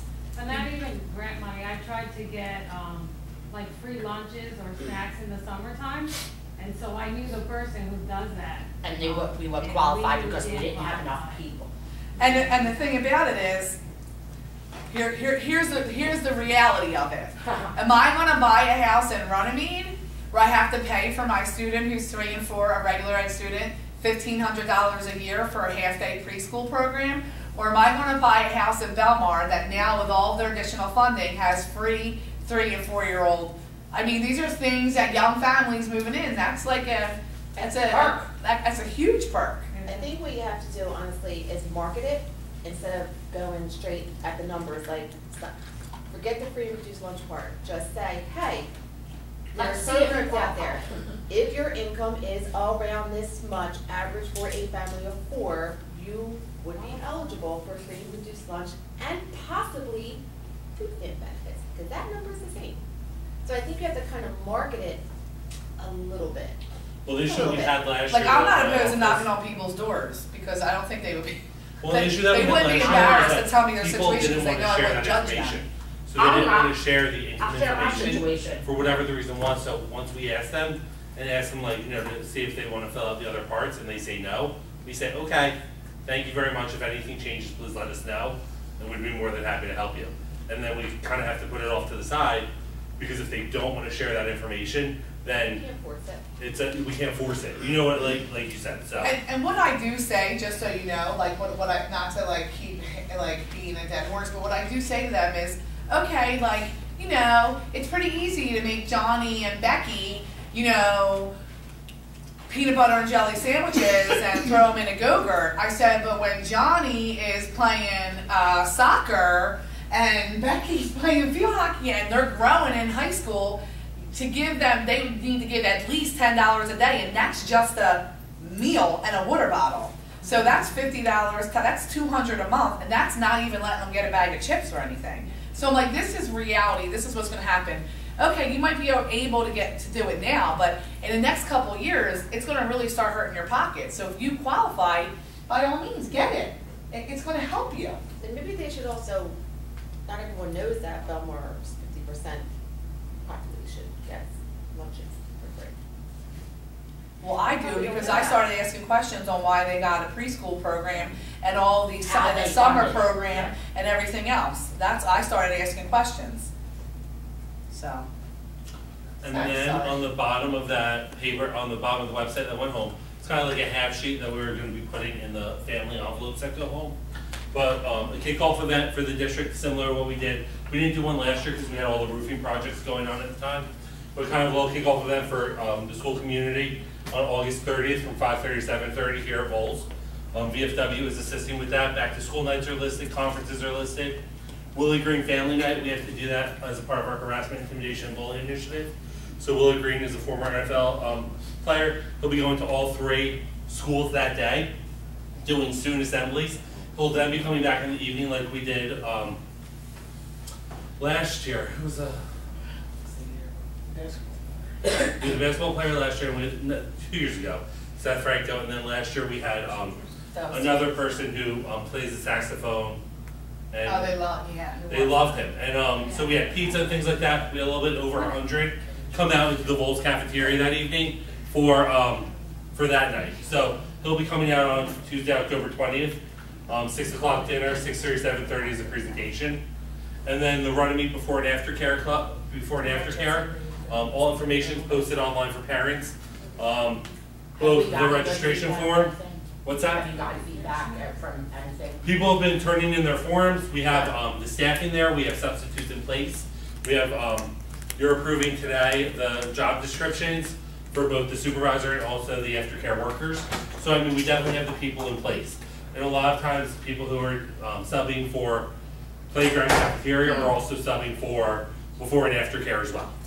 Are people who eligible for free and reduced price lunch eligible for any reduction in? When it comes to any subsidies with before and after care, we're working with the Division of Child Services in Camden County, and they give us their phone number. So if anyone's working part-time and working, I think they have to be working 30 hours a week, or if they're a part-time student and partially working, or if they're a full-time student, they would qualify for a subsidy. So we did add that to the application process, and the parents who have called requesting that information have been directed to that. That may help. To co-pay. And then they also get a swipe card. So when they register, when they sign their child in and out, they simply swipe and it goes through, and that's how they receive that subsidy in the district. It's similar to free and reduced lunch, and then the district would state that, confirm the attendance for that day. Any questions on this? Quick question, so we're certified through Division for Children at this point? Yes, we've gone through the process. They're working with us now on setting up a POS system to make sure that we're good for the first day of school. They came through, there were a couple things. Their inspections. Mr. Akiuchi took them on the tour. I think Mrs. Yazzie. Was it Miss Part of Yazzie? that. I'm not sure. Issues that they found as far as why we can't run were things that they didn't ask to look at that day. So like to run a before and after care program, you need a refrigerator. Well, every school that we have has refrigeration that we'll be using as a part of the program. They just didn't ask to see that specifically. So I had to write a letter to tell them that we do have all these things in place. So she said that's just a technicality and it should be fine and we're good to go for the first day. Any other questions? So that's all posted off of the main page. I have a question. At the top there, it says, so will students know, yes, they will know their teacher before they go to the kickoff event? Yes. That's a question I had, okay.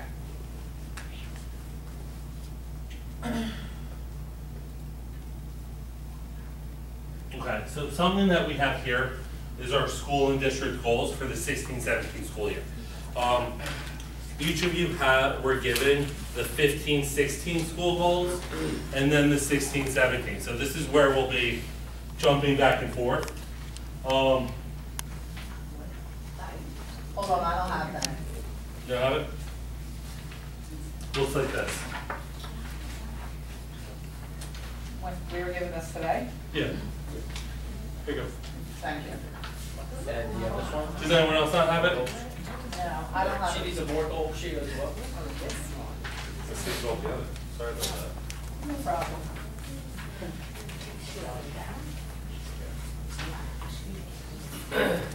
Okay, so to kind of go over the school goals for this year, we'll be jumping back and forth. The way we wanted to set it up was you're gonna see the goal for the year, the action steps we're gonna take, and then the evidence section we'll be filling in throughout the year as each of those goals is being addressed as far as what evidence do we have to show whether or not that goal was met. So Ms. Yazzie, I'll let you kind of just give an overview of number one. Okay, and I don't know, I don't wanna mess up your flow here, but I know that we went over the goals or focal points from last year as an administrative team. I think you guys have copies of them, and we were all really very excited because when we really looked at our goals set last summer for the last school year, we nailed it. I mean, we did a really good job staying focused on our goals for the year, and it was like kind of one by one. It was like, we did this, we have, whatever. So we used that kind of as a springboard. And what Jay just said though is also backed up. You were given kind of a school snapshot with what our STAR assessment scores look like, what the park scores have looked like over time, what the absenteeism rate is, and those were all goals that we had set at last year's board meeting to try to drive instruction and kind of show growth over the year, and it really did support everything that we were working on. So, we just kind of are continuing on our course, like with what we've set out over the last few years, and just kind of keep trying to amplify those goals and take it to the next level.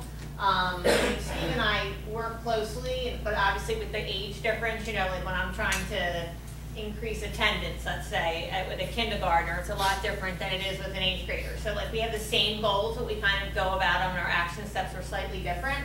But for the first goal, just focusing on 21st century practices. I mean, obviously we use the Danielson model to monitor and evaluate teaching staff.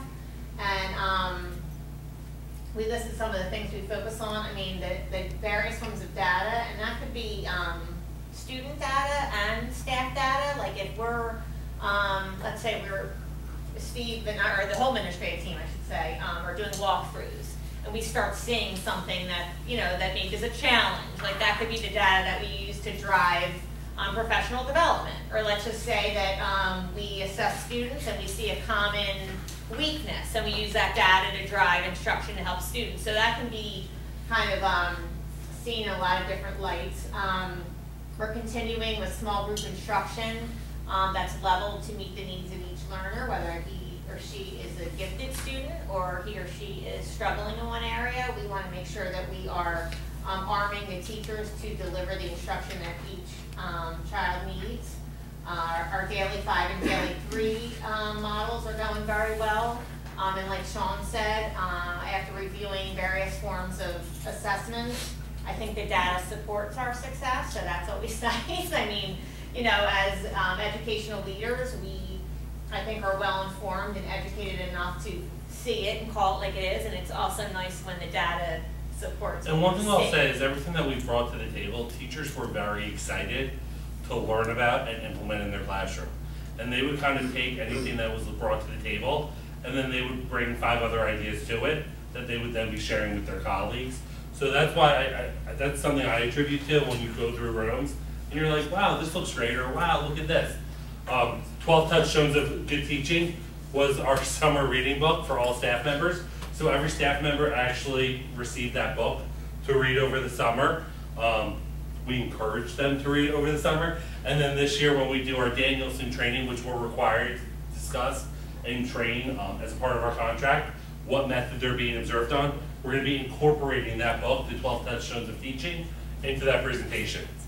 Google Apps for Education. I'd say we're really in full force with Google Apps. This year we're kind of going to be focusing on Google Sites, which is the website module for Google Apps, and working with teachers on creating their own sites. Many teachers already have those sites developed, So we're gonna work on enhancing and kind of building those skills, but then also assisting those teachers that might not have them developed yet. And Steve, you want to talk about the second goal? Yeah. Yeah, as Shane said, it's kind of a little bit different with the K-3 school. Most of those kids are escorted by their parents, even if they're walking. With us, we have a lot more kids who are responsible for themselves getting to school, so it's a little more challenging. But it's a multi-pronged approach, I think, here. The character ed program with the bucket fillers over there at Bingham and Downing, and kind of with the REACH program over here. Mr. Silva's really continued that from Mr. Wink when he made it, and kind of tweaked it for age levels. So we have our code of conduct, which is kind of like your response to kids who can't make it to school, but we're also going the other end with the positive stuff, with the character building stuff. He does the race of clocks, where children are selected because of their attendance. So it could be a kid who struggles, gets C's all year long, but they get rewarded because they're here every day. So we're trying to reward them in different ways. I also think that, and again, so feel free to jump in. Communication has really been increased as far as notifying parents, hey, your child's late 3 times, your child's late 6 times. And some parents have no idea that Johnny's stopping at Wawa and picking up a mochaccino or something on the way to school. So it's just trying to attack it from all sides. And I think the biggest challenge is that it is a walking district. I think kids are a little bit more prone to be on time when they know there's a big yellow bus coming to get them. And we'll just continue to do what we're doing, continue to find things that interest kids, and it's worked so far. A piece of data, though, that Mr. Silva actually pulled for all 3 schools, which is on here, on chronic absenteeism, and which is listed as students who miss 10%. Just to look at it from year to year, so in 14-15 at Bowles, that was 13.8% of the student population was considered being chronically absent. In 15-16 last year, it went from 13.8 to 8.6. Wow. So it's below 10%, so I mean, that's definitely something. And then when you look at Bingham, in 14-15, it was 7.6%, and in this past year, it was 4.2. So it was below 5%. And then also at Downing, it went from 9.4% being chronically absent to 4.3. So it kind of backs up the things that we put in place to reinforce and continue and build on moving forward for the So that would mean if it's 10% of the school, it would be like 18 days or more? 18 days or more, yeah. And I think one of the things we did last year was we added in mentoring. I think it's one of the things we talked about during the presentation last year. We took 20 students that had 18 or more days absent, and I have to give a lot of credit to our teachers because it was all off of volunteering. We had more than 20 teachers volunteer to take kids. And, I think that had a big part of it too. Goal number 3, boost use of technology. Across the district, technology is definitely evident. Anyone who walks through our school sees technology. If you ever go to Bingham or Downing to go pick up kids at the end of the day, you will see both students sitting against the wall because they get Wi-Fi access from that point, using their Chromebooks and waiting for siblings or whoever to be dismissed. Next year, we will be increasing that. We're going to be having Chromebooks 1-to-1 through grades 4 to 8. We will still have iPads available and other technologies for students to use. Chromebooks are going to get shifted more also into the 3rd grade. As we discussed previously, we're going to increase the number of iPad devices, touch devices, in grades K to 2, since those students work really well with the touch devices. Students will still have access to iPads though, because they'll do videos, they'll do presentations on the iPads that they then upload and edit and do video integration with. And then of course our technology integration specialist, Mr. Bernor, will be collaborating with all staff members across the district, working on the website, working with gifted and talented, developing that type of program. So he will be available to all staff members throughout the district as well, to be working in the classrooms and bringing in new technology. I'm sorry, did you say every student grade 4 to 8 this year? We'll have a Chromebook, but Yes. grade 4 will be staying in school. Okay, sorry, I just. Grade 5 to 8 will still be taking them home. Okay. We talked about possibly sending them home with 4th graders at the end of the year. Sure. To kind of give like a transition, but and get them ready for 5th, but we're not there yet. So we'll see. As you We'll see know- how it goes. Well, like, other districts in the area are trying to model our our one-on-one initiative, and I just wanted to make sure I had the right, because they asked me questions. So right now, we're only really pushing Chromebooks as low as 3rd grade. Second grade really hasn't been using the Chromebook. Teachers have been, but the students aren't using the Chromebook devices. Goal 4, explore and make every effort to communicate with our school community on a regular basis. We've kind of discussed we're going to be using global Blackboard, the Blackboard system, which used to be global, but to send out text messages and phone messages to parents so that way they're aware of what's going on. Increasing use of website and posting things to the website and making things available, and then of course using our social media methods that we already have. But also many of our staff members have also gotten very creative. I know you've had staff members come talk about Instagram, Class Dojo, and those different technology methods.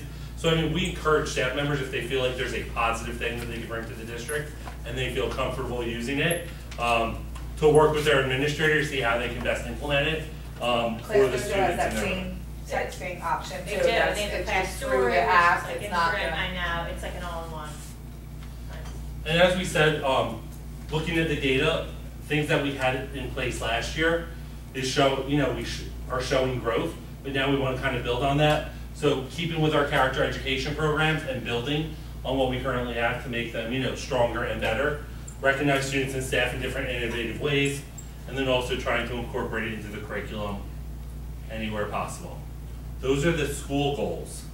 Any questions for myself, principals? Yes, Jasmine. On the first goal, the only thing that I don't see there mentioned is professional development.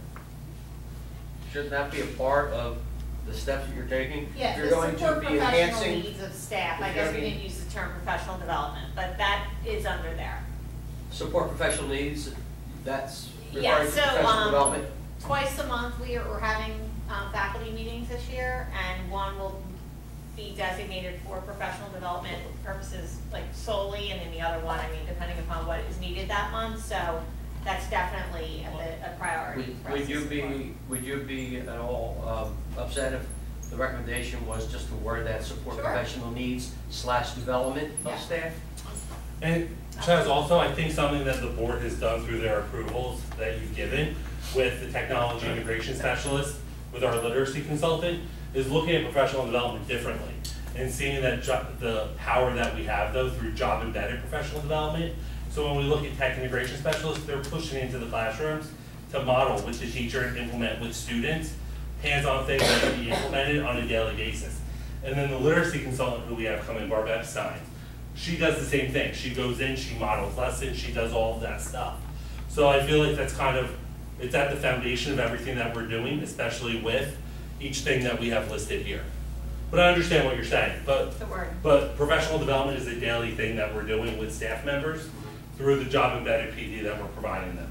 I mean, I realize technology is greatly used now in instruction, but instructional practices, it's not just use of technology. It's how, when you have a lecture, how you present it, the kinds of questions, the way you have follow-up questions. Mhm. There's a lot of other things besides technology to enhance instructional practices. That's all. I have a statement under goal 5. I know that the principals of schools do a great job recognizing students. I'm happy to see that it says staff too, because I do feel as though I would like to see some staff recognition more, because we do have a great staff, and I don't, sometimes, you may send an email, you may send something, but we don't really know that, or like, I drive to my grandpa's house, and I can tell you every single month who like the Burke School Employee of the Month is, whether it be a lunch lady or a cafeteria, it doesn't matter. Just someone in the building and they get their name on the marquee as a little recognition for a few weeks, just means a lot, goes a long Then you way. get a special parking space, some of the schools. Yeah, I had one of them last month, I didn't want to give it away. And we are doing staff bucket fillers of the month, we've always done students, so that is new this year. Yeah, and then Staff bucket fillers. what, their name is So they on the would be in little the letters that newsletter we this send year, over, and that's new. and then I'm picking up my son, like hey, congrats, like just little things like that mean a lot, especially That is when you important. consistently go above and beyond. Especially when you hear that 20 staff members volunteered their time to mentor 20 students who were late. Sure, but sometimes we get so Right. consumed with data. Yeah. I know some of us like it, others don't. Right. And like I wanna see here that that's like person the heart that of our, that's like the heart of like Who we are. of what we do here. Get Emma.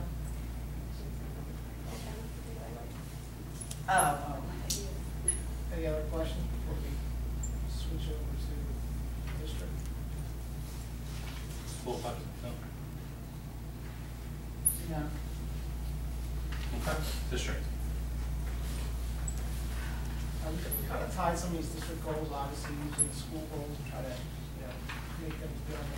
Obviously, we do use the common assessments and the star reader, and Mrs. Yezi loves to speak about that in correlation to what that looks like on the cards. And we'll still utilize the observation tool as well as grade level meetings and after school meetings. Obviously, basic things like progress reporting and grade reporting will still be used, as well as our state assessments that we have. One of the things we did talk about a little bit with character education is incorporating more civic things and students to recognize the importance of service-based activities. So how do you recognize things going in the communities? And at the high school, you have to volunteer things. I think sometimes kids at this age, especially, it can be anywhere from kindergarten to 8th grade, kind of lose track of some of that stuff. I take a little more pride maybe in the way they treat their school community. One of the big things like that, we had some damage done to the school at the end of June, one of our cameras, and I thought the kids really appreciated going here at one point in their lives, would they have done that? But I mean, I don't know if that would happen. I know we did some things last year down at school with the veterans and at Bangor School with the veterans, recognizing some of those things. Involved with Rotary. I know we have a Rotary run coming up at the end of September, getting more of our students involved with some of that. You know, Triton actually, not makes, I mean, but they actually encourage, almost make their teams participate in things like that, and I think that's huge. It's also huge to have a World War II veteran come Still to your like school alive and community. talk about it 6 months later, how cute the little kids were in their red, white, and blue. And here I am still apologizing, I had to walk down 73 steps, and down it, but he didn't care, because it was worth it to him to see that, he's 92 years old, so. So there's all times throughout the year when you can implement those things in your curriculum where kids are a little more conscious-minded about the world. I think we're so stuck in sometimes, kids nowadays finding that Pikachu in the middle of the street or whatever it is nowadays, and we'll probably forget when you walk around and see something like what you have. You have a nice memorial up there that they use for Harry and things are attended there. So I think it would just be good. So we're going to ask that all teachers involve that stuff, they incorporate that stuff throughout the year. When things are coming up, I know we write essays to the troops and we do all sorts of stuff like that. And just involve the community there as well. So if you know of people that enjoy speaking to kids love that stuff. I think they do love when the veterans come and speak to them or involved in any way. We do our youth mayor and council activities where the kids always have a great job. But that's a 1 week thing. It's 1 week out of the year.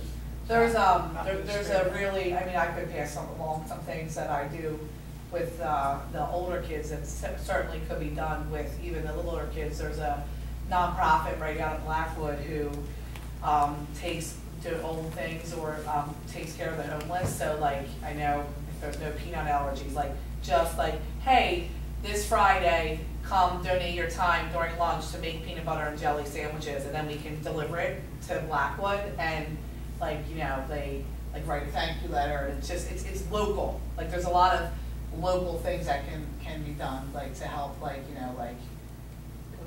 all differently, coat drives. Steve and I were just tossing around some ideas about the police officers too, since that's kind of getting so much negative press, to teach our students to be, and I can tell you right now, there's that, you so can you get the veteran, whatever. whatever. So we were just kind of tossing some ideas around about that. It's involving them. It'd be great to have, some law enforcement people there at the back, the police and firefighters as well to be involved. Because I think we forget in this day and age, we get caught in everything, but I think it'd be good for the kids to understand, why are you doing that good drive? There's so many kids that are needy. Why are you doing that can drive? Where's the food going to? Bring people in from the food bank in South Jersey. We have a food bank in Runnemede that feeds over 80 families on a bi-weekly basis. Some of them maybe for we have a food bank in Runnemede through Trinity Lutheran Church. I mean, maybe they can go there and stock shelves. We have one here. I mean, people are hungry here and cold here. That's like what we focus on at our building, so. And then, obviously, we talked, I know Chaz and I talked a lot about safety concerns that we have, and everyone wants to bring some of that stuff to the board goals. Just things in the district, how can we promote, a culture where we feel safe and secure in our buildings? We don't have an ideal situation, obviously, in 3 buildings, but we do have pretty secure things, but we can always make it better. What are some things we can look to make it better? I know Steve and Jay went to a workshop 2 weeks ago. Was there too? Or Phil, excuse me, as well. Last week or 2 weeks ago? It was last week, right? Yeah, it's summer, it all blends together. Like, hey, when? Yeah, it was last week. So, we're up to ideas for that as well, and we talk about it throughout the summer, how we can make, people safer. I thought of you one day in June. I was going in to give little goodies to my son's class, because it was hot, and one of his classmates who's known me for 5 years was walking down the steps, and I'm like showing popsicles to him, and he's like looked right at me and just kept walking down to the office. So in the office, I told him, like, I made sure I told him what a good job, because he didn't even open it for me, and I was like, hey, I got popsicles. Yeah, and he's And my van's parked out. and he did, yeah, and I have one, by the way. But that just goes to show that they are taught, safety, and unfortunately, it needs to be, I mean, it was very interesting. I mean, the whole conference. I mean, there was FBI agent there from the Sandy Hook Elementary School incident. The principal of Columbine High School, that was the principal at the time of the shooting, was there. Was a keynote speaker. Intelligence analyst. I mean, it was interesting. Yeah, it really was. And it's Scary. really, the bottom line is that no one has the FBI doesn't have the answer for the plan. It's kind of like everybody wants you to have a plan.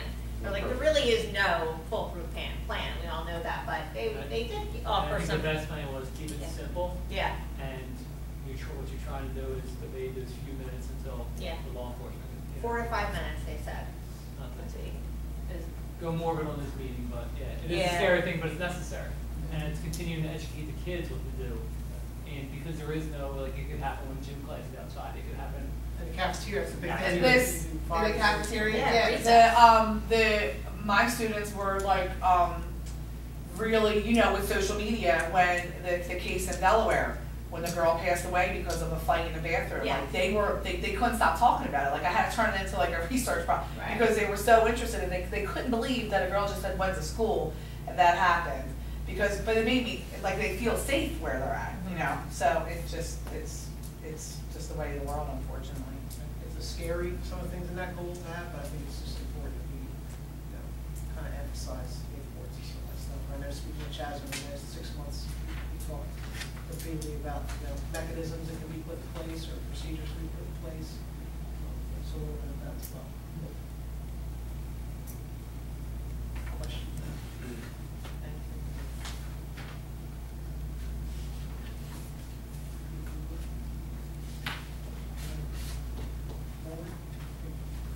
Board goals? All right, here we go. Look at the board goals. We gave you a blank slate for board goals. Read some one of those.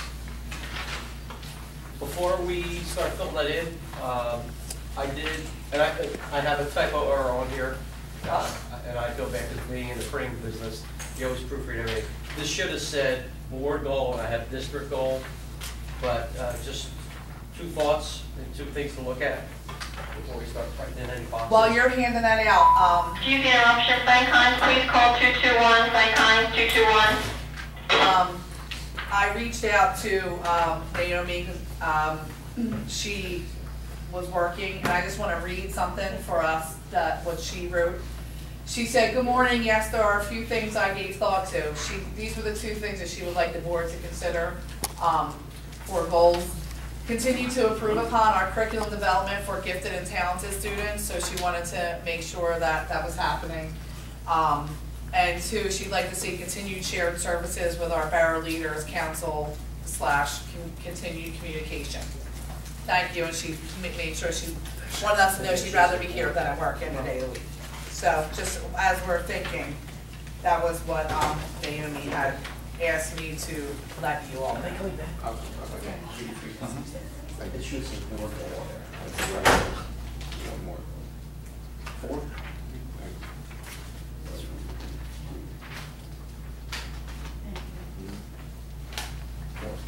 Thank you.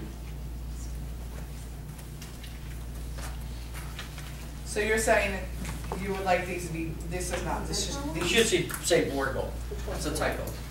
Both of them. There's just thoughts. Where's our, hold on a minute real quick, where's our, I don't have that empty one again. It's on the other side of this. Where? See, this one? The single Single piece, one? I got it. I'm gonna back So up. turn it over. So real quick, can we start this way? Our board goals for this year were to support policy and programs that promote academic excellence and advancement, as well as college and career readiness. To increase communication with the school community and its stakeholders, and to enhance and upgrade all district facilities. And if I recall correctly, I believe that these really didn't change the last 2 years, because the year before that, we had said like that there was progress made, but we still needed more.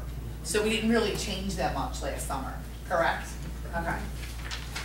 Go ahead, Chess. Okay, well, if you look at the goals from last year, the third one, and again, this is only if the majority agrees. The third one could be revised to read, to enhance and upgrade the safety and security for all district facilities. When I attended the board, state board conference last year, one of the workshops I went to was titled Keeping Children Safe, One School at a Time. And I gave copies of that to all board members as well as the administration.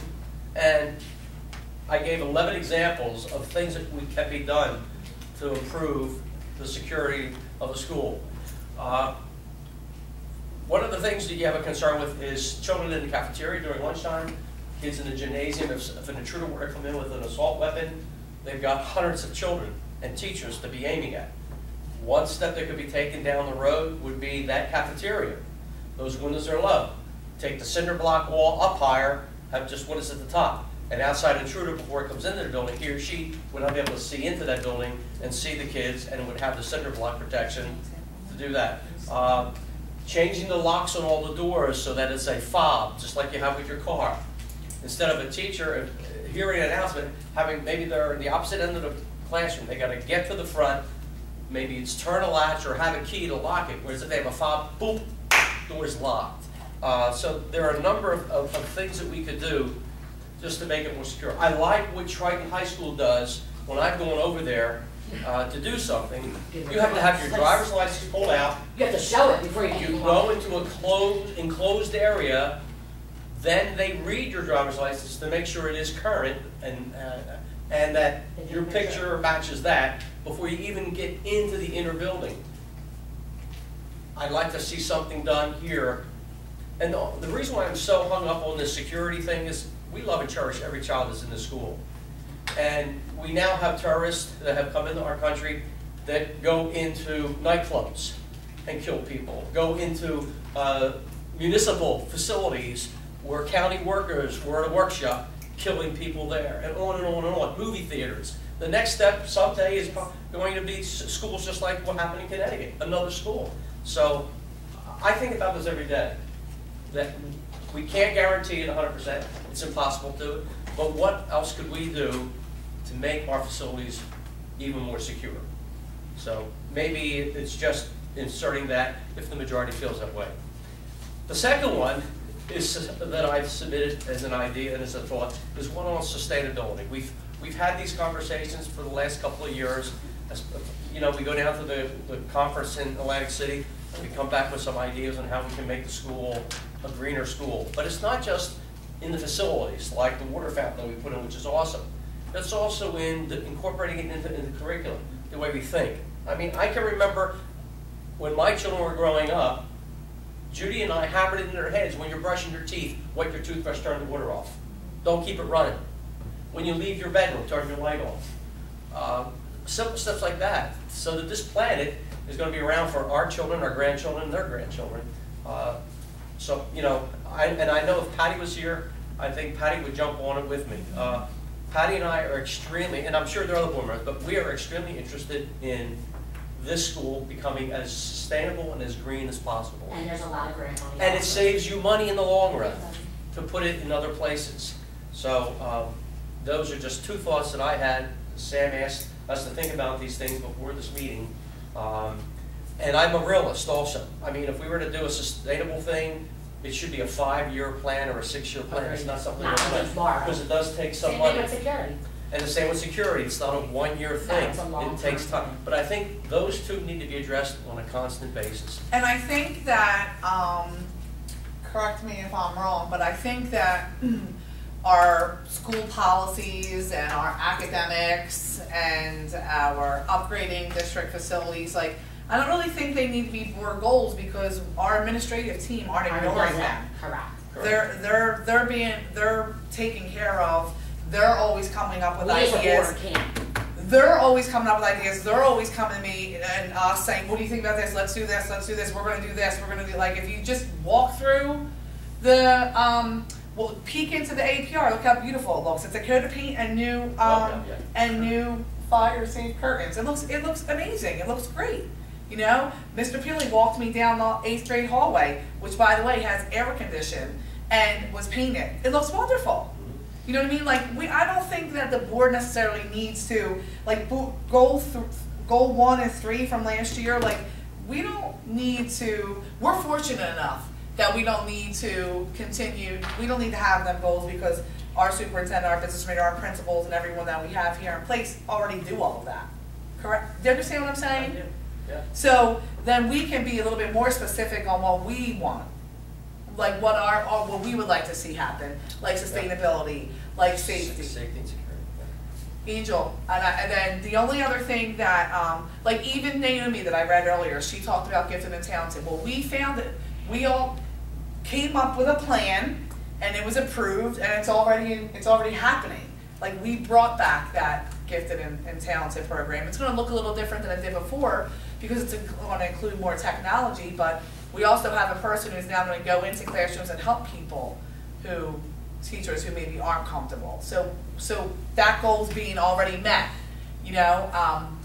Angel, you said that you had a few things? I did have a few things, some of which have already been talked about actually, with staff recognition.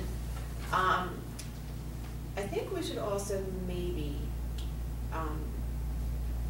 just try to, as a board, be more in tune physically with things that are going on within the district. I think we as board members should probably try to attend more functions, if at all possible, come in, talk to Mark, talk to Sean, just stay involved more than just at our meetings. It's funny you should say that because I noticed I didn't say anything about the communication piece with the school community and stakeholders, but that also includes us. You and I work full-time during a day. There's no reason why we should. There's no reason why we shouldn't. We make time to see each other. We could make time to come to the National Honor Society induction. Like honestly, shame on us, right? That's what you mean. Anything past 4:30. And we're always invited. It's just that, like as board members, we should be more. We should be more present as well. We're always talking about our administrators and our teachers doing things and being more present. And we did do this a little bit because we always have representatives at better meetings and things. We need to continue to do that, but really, we should add to that some words here to include us, to include the functions. Like, all right, yeah, like Missy was at every second, first, third grade show at Bingham, and I was at Downing, but like, I mean, And I was at both. we had to be, but like, Yeah. I'm talking about like the After big that, picture yeah. things, like the back to school barbecue, like, you know what I mean, National Honor Society. I know I always try to go to a girls basketball. I actually went to a soccer game last year because I thought, wait a minute, I go to every single sport for training, even a swimming, a golf. I go to every sport just but here I am, a board member for 12 years, and I don't really recall ever being at a soccer game for Volt. So I went last year. People are like, what are you doing here? I'm like, watching a soccer game. I just sat and watched it. I didn't really know what was happening, but I watched it. You know, so I mean, the things like that. Like, even if we have enough people who could pick up the slack during the day, that we could pick it up at night. And I am available. I mean, I'm available, and I don't have children in the district anymore. I am available. I was at many, many functions up until, I mean, I've had a, 15-year go with this, with up until 8th grade. So, I am available, and I enjoy, even that, what we went to last 8th grade, like little things like that, that technically, we had enough room, but I mean, technically things that, limit the amount of people that can. I think, for me, it's been very rewarding and enjoyable just to go. I didn't have 8th grade. How about we went to the retirement dinner? Totally awesome. Like things just it's like something different because I haven't been there in years, and I felt like it was important to go just because I feel like, again, there we're supporting like the staff. Exactly. You know what I mean? Thank you for what you did for our district for so many years. So true. So maybe we can. Maybe I'll be at the barbecue too. I have a 1.5-year-old that's ready for 3-year-old preschool. Just throw that out there. Oh, he's not 1.5. He's only 15 months. He's still ready. But the thing about it is, it shows to our community that we have a vested interest in what's going on. I think that's what's important. Sure, and I don't always, like I said, like it's nice to see too. Yeah. I just happened to be at field day this year at Bingham School because the schools were together, and I'm like, oh, I remember field day at Downing when I was little. It was cool. The kids were excited. They were pumped up. I mean, our teachers were on human slip and slides, soaking wet, with their kids cheering them on. I mean, I'm like, I'll do a lot for my students, but not that. It just. That's the type of things like that, and I was there just as a parent, but it's just nice to see them in their element. So maybe we can, because I don't want to ignore the fact that we do need to. I don't know that we need to say to increase communication with school community and its stakeholders. Maybe we could say to continue, and to continue communication with the school community and its stakeholders and be more visible or present at school functions. Is that even appropriate? To continue communication and involvement with school community and involvement and its stakeholders. Or use the word instead of continue to promote. To promote communication with the school community and its stakeholders. Communication and involvement with the school community and its stakeholders. You got that? Got it. To promote communication and involvement with the school community and its stakeholders. Sure. So the Rotary Run for us non-runners has a walking aspect too. So maybe a couple of us can go walk that. I'll give you a piggyback ride. Piggyback ride. So you know what I mean? So that shows. So that would be oh look, we're here supporting the Rotary who would help us if need be. So my question is for that. Is that going to be? So that is one of the goals, correct? Right. So we would keep number 1. But then action steps would be increased board member attendance at school events. Well, but we would also keep number 1. We still would like the liaison to participate and attend community meetings. And then we're not worried about social media anymore. That was a goal of ours 2 years ago, but it's already happening. So yeah, like what you just said. And then attendance at community family events, we kind of said that. Oh, and number 3 could become number 2, and it could read attendance at school/community/family events. Like this year, we upped the student participation. So 2 action steps then, correct? Yes. Okay. They're kind of combined. Got rid of the social media and combined 2 there. Fine. So goal 1 to promote communication and involvement with the school community and its stakeholders. Action steps for that is increase board member attendance at school, community, and family events. Action step 2 is appoint liaison to participate and attend community meetings. Sure. Another thing to tie in with the district goals is there's no reason why we couldn't be role models at all of these civic events that we want our students to do. Because I agree with that. Because we all do these things anyway, so why not try and teach our younger community members how to be, we're always looking for people to help us or step up, or we're always talking about like how we wish our town is the way it used to be. Well, let's teach them the way we were taught. Right.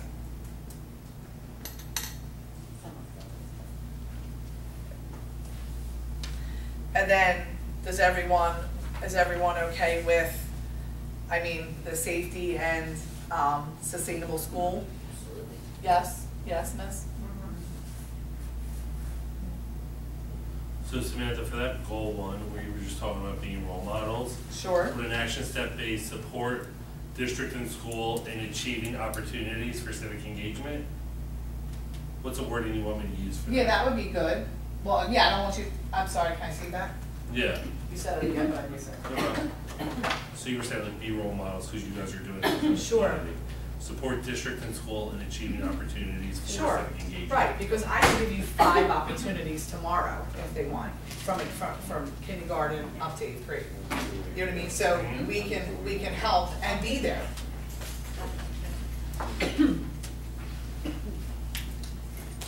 Okay, so we're good with goal one? Right, so that turned into goal 1. So then goal 2 and goal 3 for goals, we would take Chaz's recommendations. One having to do with enhancing district safety and security. That would be number 2, and number 3 would be to support, I don't know if it would be support policies or to implement policies, I don't know. Probably implement would be a better verb there. To revise and implement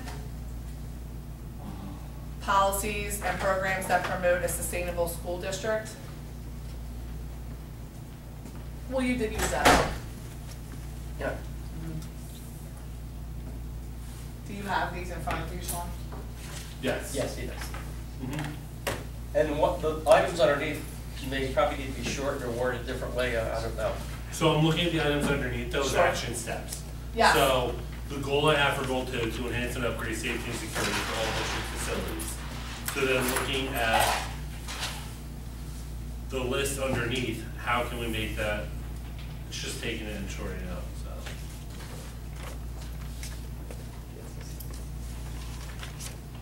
And they can both be like a 5-year type of a thing. It's not something we're gonna get done overnight, you know.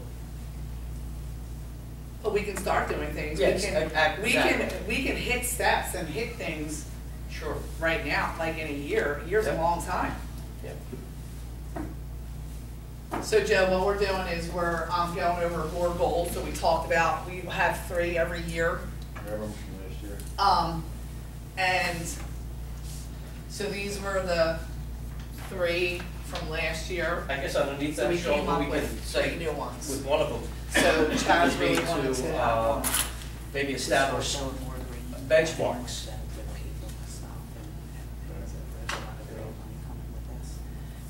In the first of 5 years, this our plan is going to be A, B, and C. And then, you know, those, the benchmarks would be, you know, achieve A by December, B by March, and C by the end of the school year. And now we have something we can actually measure. All right, we established 3 benchmarks that we accomplished. So how does this wording sound for everyone? So for the action steps for that one, For which one are we talking? the safety and security one, I put them 2 so far. Go ahead. So looking at this, it says, so action step 1, work with chief school administrator to form a committee that will review and refine current procedures and practices. Action step 2, establish benchmarks to address over a 5-year time period, to address one thing, to Address,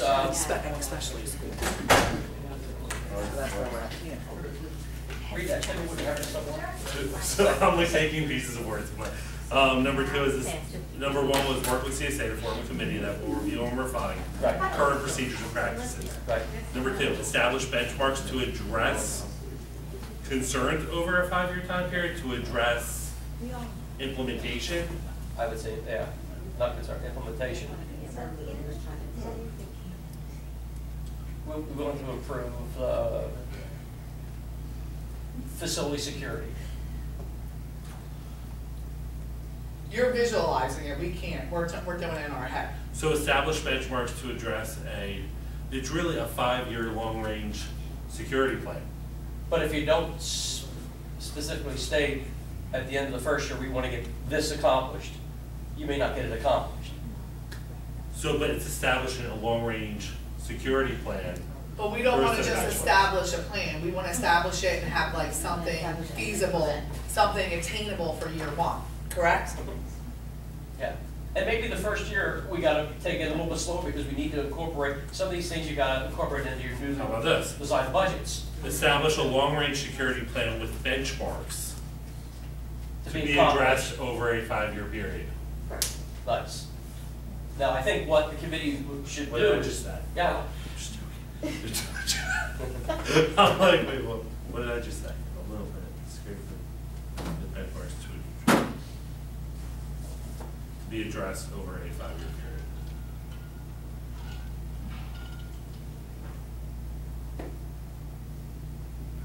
period. Okay. Any other action steps with that one? Or are we happy with that? Do we need to put in number 3 at the, near the conclusion of each school year? The committee or chief school administrator will, present to the board the benchmarks that were met. I mean, so we can see there's progress occurring each year, something to that effect. You could probably add it to the second one and put a yearly progress report at the June meeting or something. Can you add that second one? Instead of making it a third, would that make sense, or?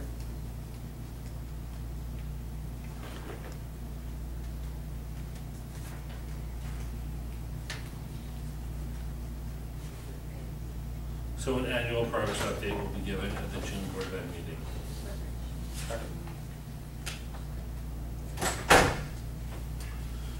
Goal 3 was to revise and implement policies and programs that promote a sustainable school.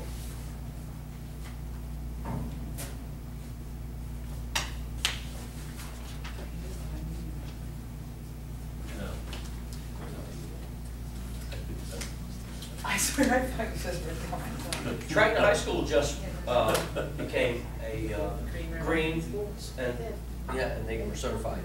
I just saw that in the Courier. It was a really nice article. Yeah, that's one.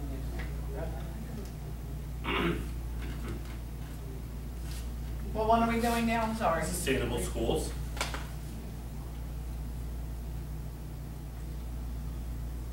So we're looking for the action steps to revise and implement policies and programs that promote a sustainable school district. Well, I think that Chaz's number 3 should probably be number 1. I was thinking the same exact thing. Establish a sustainable school committee. Like I like not throwing you out there, but I know that Patty's doing a lot of work in our community for this, and it's important to Chaz too, like he stated earlier, so maybe they would be the board members as well as probably you, Sean, with the VA with all the things. And this has a lot to do with like lighting and there's the solar, there's a lot of, and when we can reach out to our partnerships and collaborate with everybody over at Triton, and even there was teachers involved. Teachers actually are the ones who filled out that, there was a really lengthy, and the vice principal, packet, to even be considered as a green, like it was a lot of work.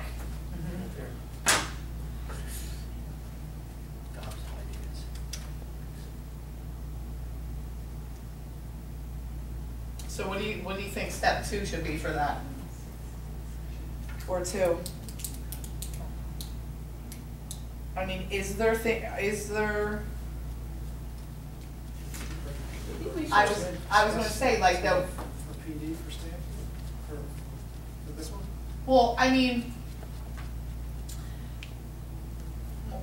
my only thing, not that I don't care about that, but I mean, there's just so many things that we're already, like, I'm sure if I asked the principals all of their PD time from now until June, they could tell me what they were doing from now until June, from September 1st to June, every day that they have. So is it, Like, so who would the groups have to come in? We do have to educate our children and our staff if we want it to happen, so we should have an action in there somehow, but that could be, So, that could be emails, that could be like a group, I know like, we could start like a green, or like a, some type of group in the school, Mhm. and then like they would like give out like weekly tips, like the kids would come up and like they would come in, like if, like after school, and they would like call me out, like on like, why are your 7 computers in the back still on? And I'm like, all right, and like, I'm not gonna get up and turn them off, but if kids come in and tell me like, you're wasting electric, you're wasting power. And we did do that a few years back in 7th grade science, they had a chart to fill out. Sure. Walk around each classroom and identify the teacher, you know, give too many things plugged in, you know, too many lights left, Yep. stuff like that, so that's something. You know. And also, another thing that we do is correct me if the terminology is wrong, like, we educate our students on the whole trash process. We do that already, correct? Like, just continuing to do that. I don't know what else it would be in there, but, I guess that'll be something that I hit up at the convention this year to learn a little bit more about it. so I wrote down educate all stakeholders on what a sustainable school would be and begin to incorporate into daily practices. Yes. Mhm. So therefore, there'll still be maybe the committee that's established sends out like a tips, like an email, but it's not necessarily taking time away from PD for the other things that need to, Sure, that need absolutely. to happen. Like for, you know, like if someone had a Christmas time, if you wanna help your mom and dad reduce their electric bill when they decorate for Christmas, use LED lighting, you know. It takes like 1/3 of the energy, it lasts forever, they won't burn out. Well, even getting Yeah. all, what percentage of our, what percentage of our schools have LED? Like even that could be like that's something that's. So for example, our parking lot lights were just changed over to LED. LEDs, yes they were. So we are doing, as things are getting replaced, we're replacing them with. Do you know that I noticed that, do you wanna know why? Why? At my dad's house, I could tell the difference in lights. My dad lives right there. So when I'm in his living room, and it was evening time, and we had the drapes open, I could tell the difference, like, of the lighting. It's more, it's softer. It's a softer light. Clear. So do you think that, do you think that that hits everything that you wanted? Or do you think we need to come up with one more? One One more more plan? plan that goes under the objective. Can you read the two? Oh, We probably should add in a June Come on for it. report, like we did about on five, the thank safety you, one as well. I'm a Yeah. visual learner. Do you want it up, I one agree. bigger? Say it again, Angel, I was talking to Sean. We should probably add in, like we did on the safety one. Present a June summary Present a report. June summary What was report. accomplished in this direction? So, copy and paste number 3 We to, can from, put, we want to do it by the June board meeting, so we can do it. By the June, you could do it in May if you had it, right, yeah. why, you don't wanna be here all, I'm just saying we just don't make do sure it. it's, just make sure it's on my vacation. Yeah, okay. And I guess it would, I don't know if we need it to be in there now or we can add it later, but the ultimate goal would be at the end of the 5-year plan to submit an application to be certified, like Triton was, as a Sure. green school. So aren't there different levels of Yes, there are. this? So should one of the goals to try to hit a level by the end of the year? Yeah, Or is I'm that gonna have to go through all this possible? material, they do have different levels. I think that since we don't even have a committee, let's, We'll have it together. yeah, don't make a goal that's not attainable. Okay. Yeah. I could see that there's- Yeah, and sustainable isn't just about the physical plant, it's also about your educational programs, your curriculums. Just to make kids, young men and young women that are gonna be adults someday, to take care of our planet, you know? Good with goals? Yes. Anything else to add? Not at this time, I guess. I think that, between the building goals and the district goals and the board goals, it pretty much hits everything that is important to us. Does anyone disagree? No? One other thing that, the administration and also with the help of Pat Wilson have been working on is the flip book. So it's actually going to the printer, in the next couple days. So they will be out by the, we were told, they will be out by the start of the school year. So we'll be going home to each family at the start of the year with pertinent information, related to Runnemede schools. So as much as those try to green it down with the Those are technology, still this is stuff. still a, I love that flip. I'm pretty sure that I still have the last one that was printed on the side of my fridge, because I still look at it sometimes about for weird things.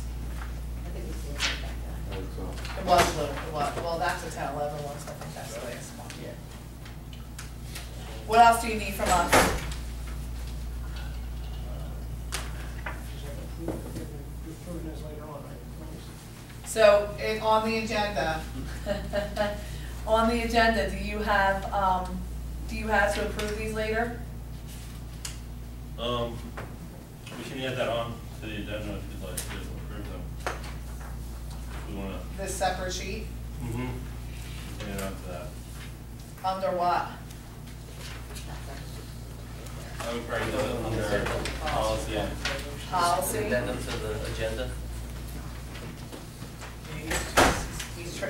He's tricking us over here, putting it on a separate, sheet. Policy 3. Don't worry, I let him know about it already. So it would be 1, 2, so what else, what will we have, what will we call number 3? Approval of the 16-17 school Hold on, yeah, district. school, district, and board goals.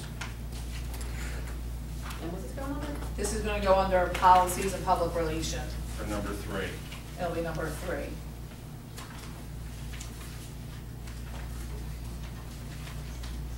And you will make sure we all have a copy of everything, well, we have the board and It'll- district goals. Yes. You probably could like somehow print that out right now from there, or? Share it with you. Yeah. Last year, the board and district goals were always one of the, Yes, attachments right, that right, we were able to look at. So I'll do the same thing for upcoming meetings. Okay, so then, do we want to go back, since Joe's here, to, approve the minutes? Yes. For the June 22nd? No, not June, it'd be April. Well, no, it's April and June. Well, And it's not, Joe it's not, wasn't here, so Yeah. obviously we can approve. No, we can approve April. We need to approve April. Okay, hold on a minute. So, I need a motion to approve items number 1 through 4. 1 is the regular meeting in June, 2 is the executive meeting in June, 3 is regular April, 4 is executive April. I make a motion to approve. That makes 1 to all 4. of them. 1 to 4. Second, Chaz. Okay, now, just remember, you can only vote yes if you were present. I have it marked down with. Go ahead. Okay. So Ms. Anderson, so she's abstaining from both. Ms. Beebe, Yes, so 1 and 2, abstain from 3 and 4. thank you. Mr. Buckheim, Yes. Mr. Impagliazzo, Yes. so you're gonna abstain from 1 and 2, and yes to 3 and 4. Abstain from 1 and 2, and yes. Thank you. Ms. Panzarella, Yes. Ms. Spalding. I have to abstain from all. Motion passes with 3 votes for the June 22nd regular and executive, and 3 votes for the April 27th regular and executive. All right, so then we'll, skip over to public comments on agenda items only. Mr. Connor, you're our only member of the public. Do you have any questions on agenda items? All right, For thank fantastic you. individual. Reports like, Dr. McCarron and Ms. Rankish, I forget who said it, will resume in the, Ms. Rankish, you said it, the regular school year. Just so the board's aware, with transportation, we will be having a full bus for the first day of school. It will be getting delivered no later than the week of August 29th. So that is a 54-passenger bus, which will be taking over our AM and PM runs. That being said, the issue with busing is the rating of gasoline that the bus gets does not happen until August, which means that the bus does not get set for delivery until after they have the rating at the factory to place on the bus. So the bus company we are purchasing the bus from, if our bus is not here that says Runnemede Public Schools, they will be renting the district at no cost because they are guaranteeing shipment for the first day of school. A limo bus, no, a school bus until our bus is delivered. So there's a very good chance you will see a large bus that says Runnemede School District along the side, but if you don't and you see our students getting on and off the bus, that is because it was rented. The second thing was the smaller bus. At this point in time, we purchased a smaller bus for transportation of displaced students because it was costing so much money to the district at that point. That changes on a daily basis. So as of right now, the students we had 7 students, it was over 7 last year, plus we had outside contracts as well. As of right now, that number has decreased completely, and we don't have as many students to transport as we have in the past 2 years.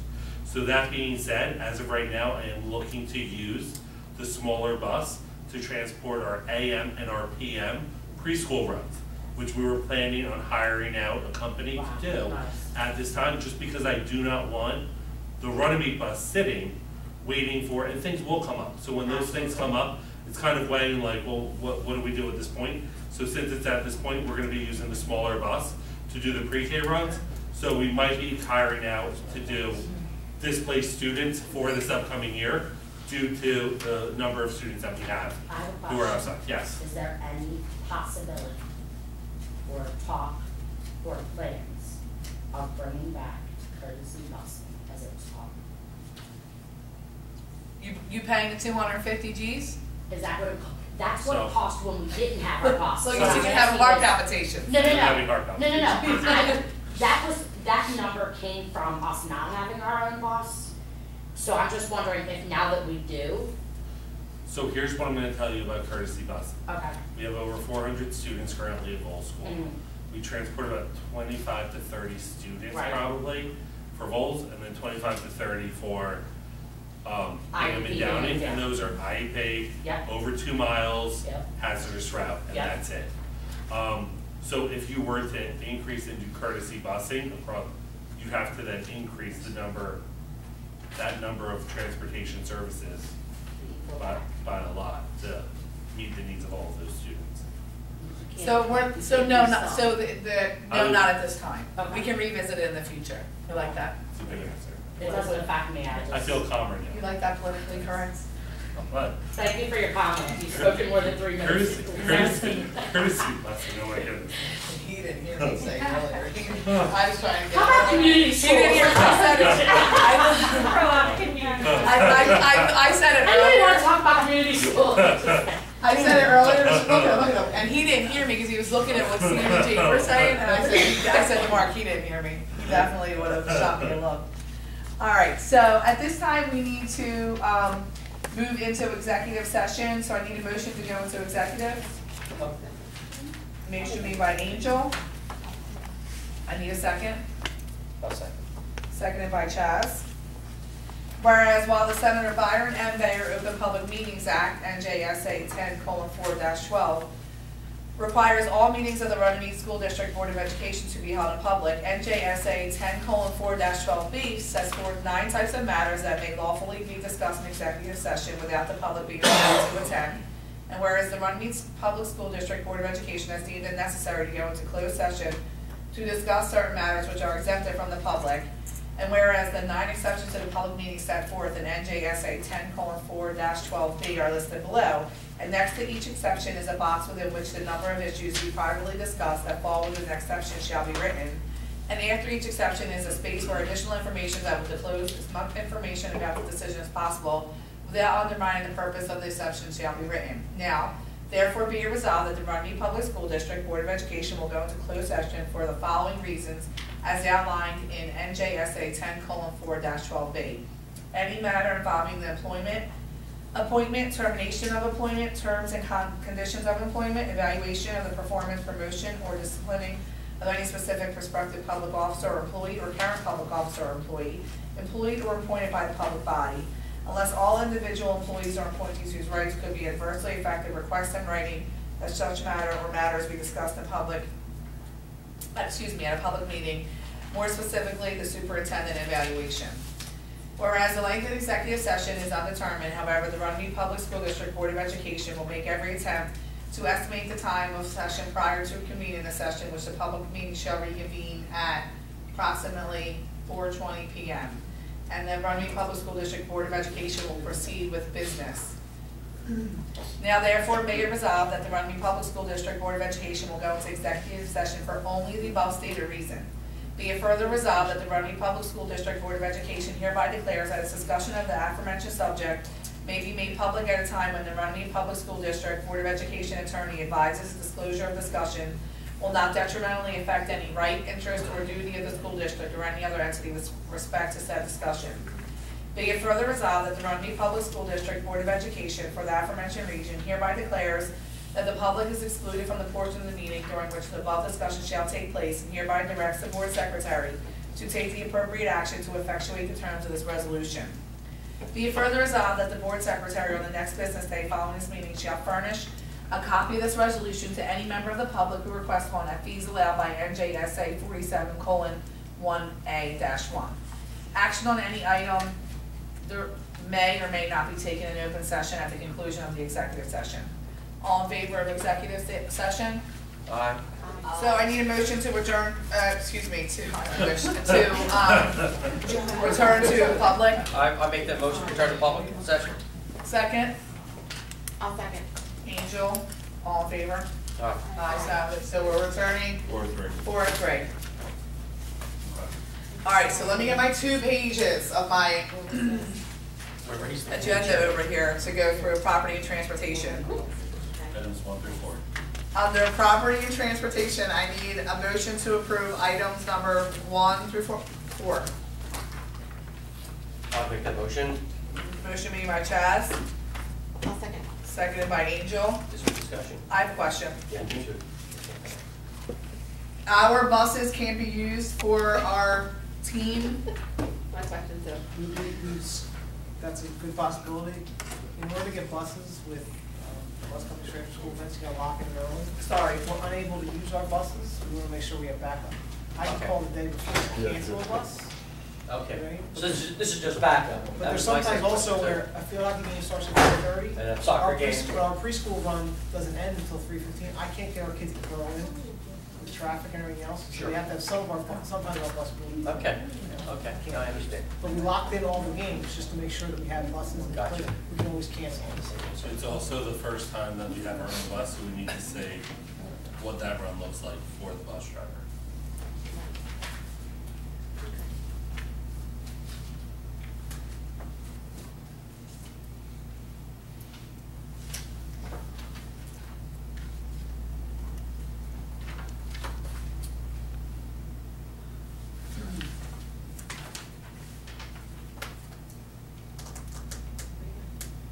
I don't know. Well, I need one of them. Is she still here or did she leave? I think she left. Excuse me.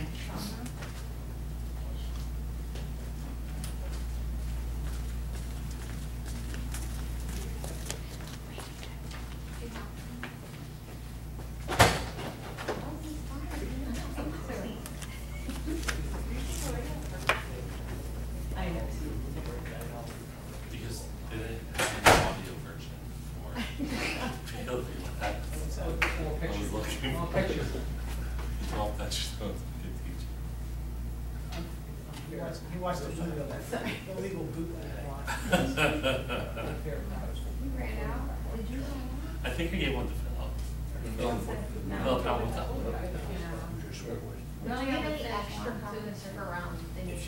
They're all in their folders. I have their folders for, remember the folders teachers got in the end of the year? Okay. I have one with Danielson Okay. in my office for each of them. Alright. So they have both Danielson and also Daily 5. Jade. Perfect. So So they'll get all 3 of those books. Okay. They have 2 weeks to read it, and then we'll quiz them. All paras do? No. That was on request only. Should we have this part of the We didn't give it to our own unless they wanted it. Remember?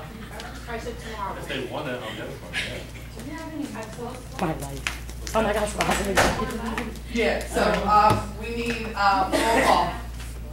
We're on property and transportation, just use of facilities and field trips. Ms. Anderson? Yes. Ms. Beebe? Yes. Mr. Buckheim? Yes. Mr. Impagliazzo is not in right now. Ms. Panzarella? Yes. Ms. Spalding? Yes. 5 votes, motion passes. Under personnel, I need a motion to approve items number 1 21? through 29. 29? Oh, There's yeah, we over, have some some adds, stuff yes. over here. I'll make that motion. Motion made by Chaz, Second by Marie. seconded by Maria. Any Question? questions? I'd like to see so many of our students back as staff members here. Pretty cool. I would also like to publicly wish Ms. Malatesta happy retirement. So And sad. thank her for all of her Is she years gonna of legitimately service. be in the building until the 9th? Is that? It's very sad. I don't She's think in so. that, not Yeah. really, not really. Yeah. She will, I think she's coming, she'll be tomorrow now. For I one think thing. I'll come and wish. So would you please make sure that you tell her that the board wishes her Just to the let you know, best? real quick heads up, I know we talked about not having so much stuff, we've had a lot of personnel things come in the last 48 hours since Monday. We appreciate your So communication. I'm just trying to let you keep you posted on that. There might be more to come, just telling you. Some people, we have some stuff. Steve will be as great as me by the end of the week, so just keep you posted on that. I will let you know on the emails about any other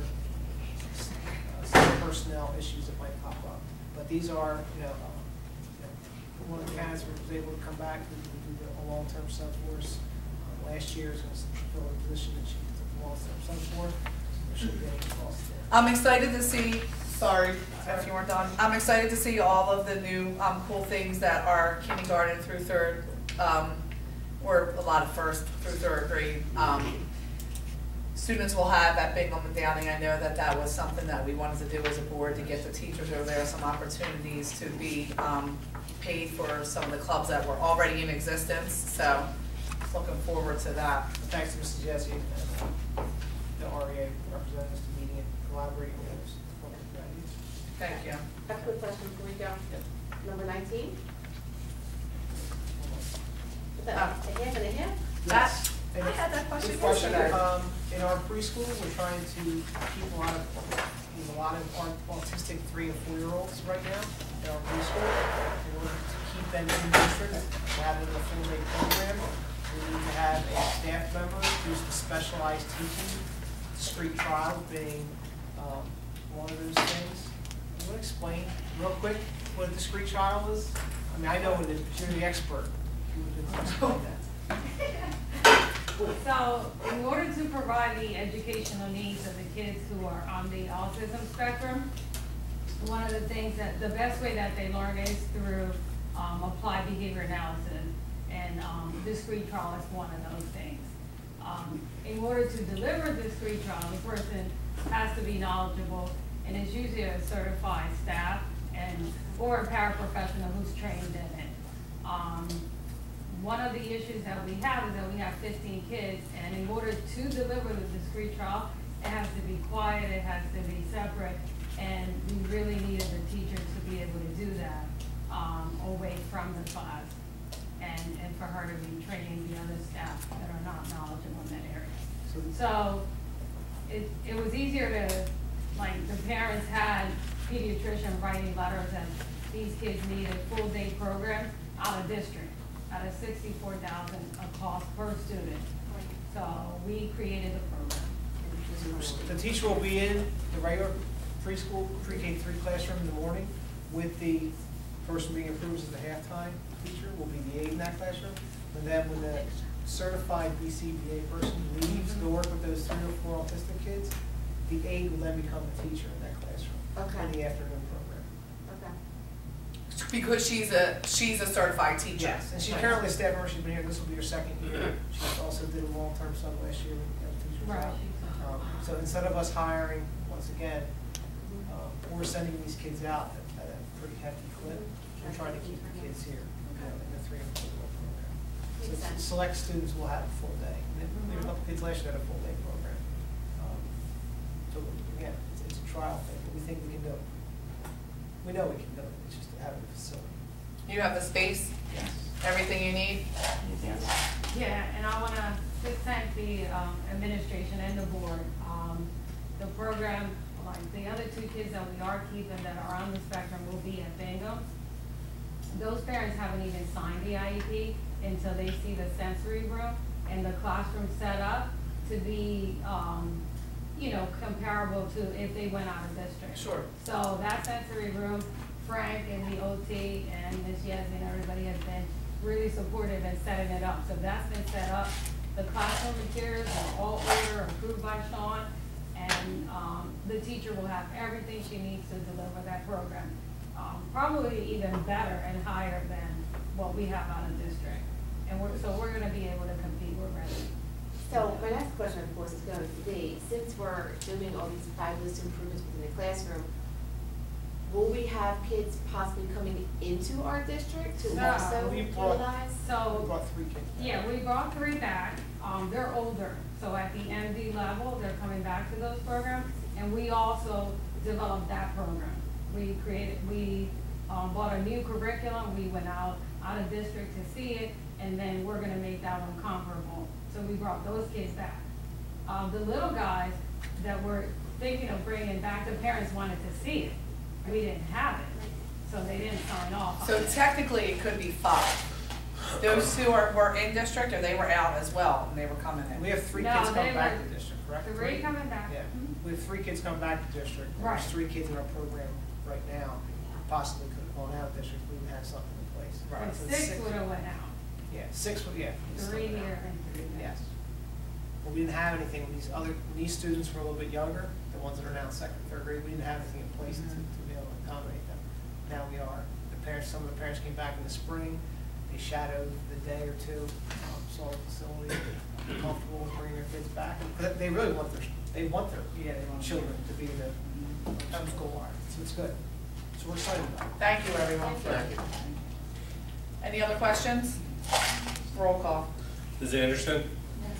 Ms. Beebe? Yes. Mr. Buckheim? Yes. Mr. Impagliazzo? Yes. Ms. Panzarella? Yes. Ms. Spalding? Yes. Under finance, I need a motion to approve items number 1 to 15. I make a motion to approve items number 1 to 15. Motion made by Maria, A second. second. No, you, Angel. Seconded by Angel. Questions? Not a question, just a quick request. Sean, can you add me on for August 24th with chats, please, Yep. for miracles? Yep, Where's that at? first one. First one, front page, second item, under Trish Wilson. For our workshop. Just so everyone's aware, Kathy Malatesta used to sign you up for all of your trainings that Right. you went to. Pat Wilson will be signing all Board of Ed members up for any workshops that you're going to. You're also gonna notice in your emails that you're probably getting constant emails about governance training coming up for the fall workshop. Everyone gets registered for a governance training who needs a governance training. So if you were just elected to the board, as long as you have to take, every year you take a training, governance 1, 2, 3. Once you hit governance 4, you only take a training every 3 years when you're reelected. So everyone's always signed up for the face-to-face training. If you don't make it to the face-to-face training in Atlantic City, that's when we then sign you up for the online training through school boards. I have nothing this year. No, because you hit 4. Yeah. So you 5 have times. nothing until you're reelected. Well, we can only confirm that. I just want to leave that.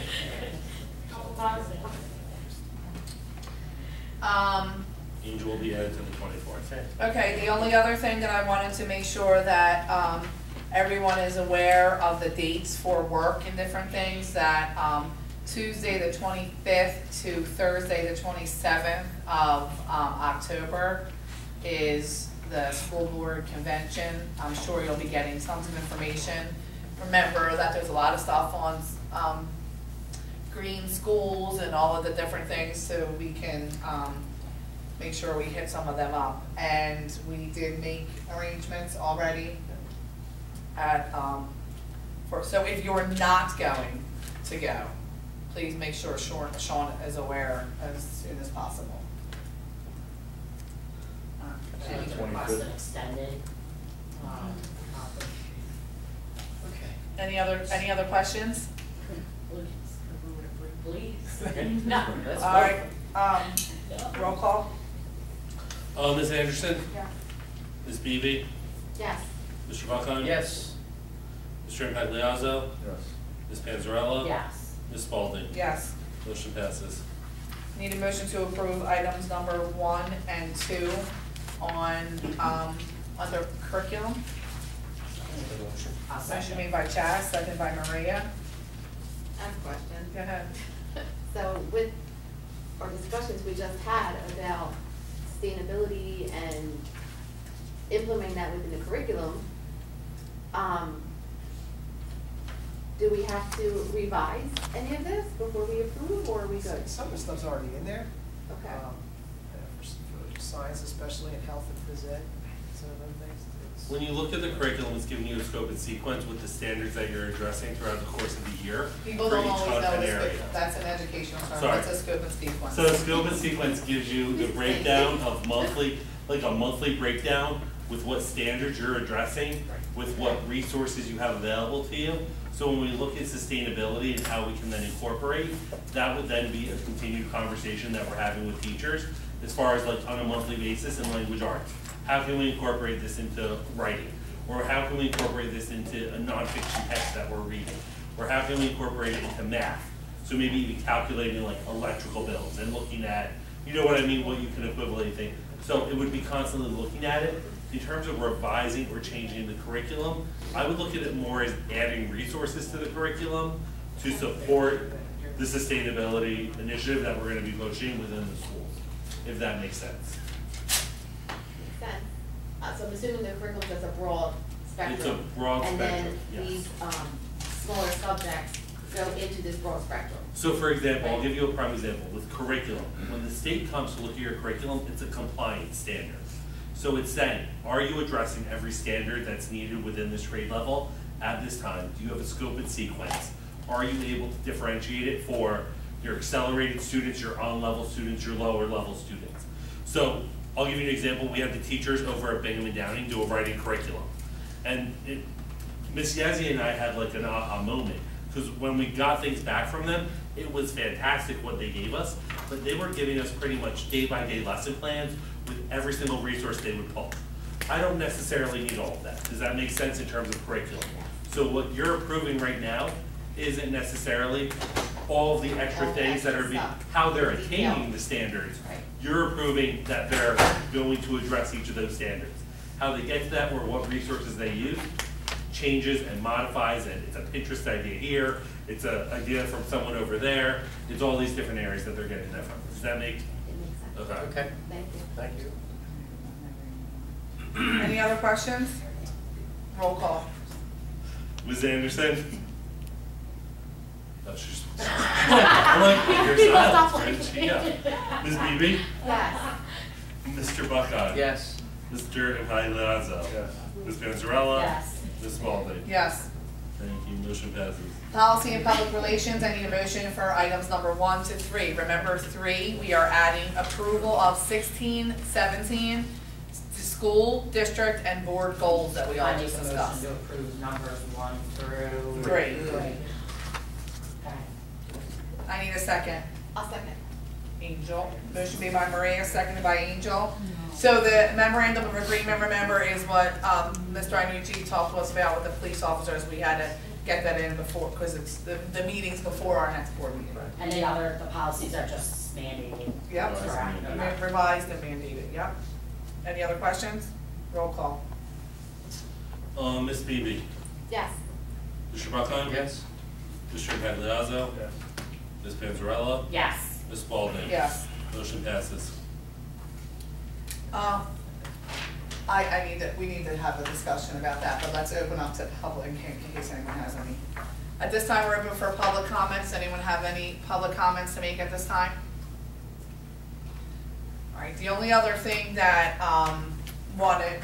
we wanted to speak about was the fact that, in June, when I was not present, my vice president told me that, a few board members had come to him and were concerned with the attendance of a few board members, and so I explained to Chaz that, I work on Wednesday evenings, Missy works on Wednesday evenings, and Amy told me to speak to her that Wednesday evenings, with a lot of the sports and things that happen and a lot of the things that happen in town, do not work for them. So, I mean, in previous years I have taken off and you know, like, not trying to, but like, I lost over $1,000. Like, we don't get paid for this. So I'm losing money to come to the board meetings on Wednesdays. Now, yes, I understand that I've known about it, but when I'm offered a job and it's Monday and Wednesday evenings, I need to take it. I need to do what's best for my family. So I asked people if it would be okay, and it seemed like the majority of the people were actually preferred. Like, I know Missy's attendance and my attendance would be not a question if it was Tuesday nights, because we don't do anything on Tuesday nights. So I wanted to know if it was okay with the board. I don't know, what's your schedule like now? Something's going crazy with your schedule, right? Usually 1 p.m. to 6 a.m., Monday through Thursday. 1 p.m. to 6 a.m.?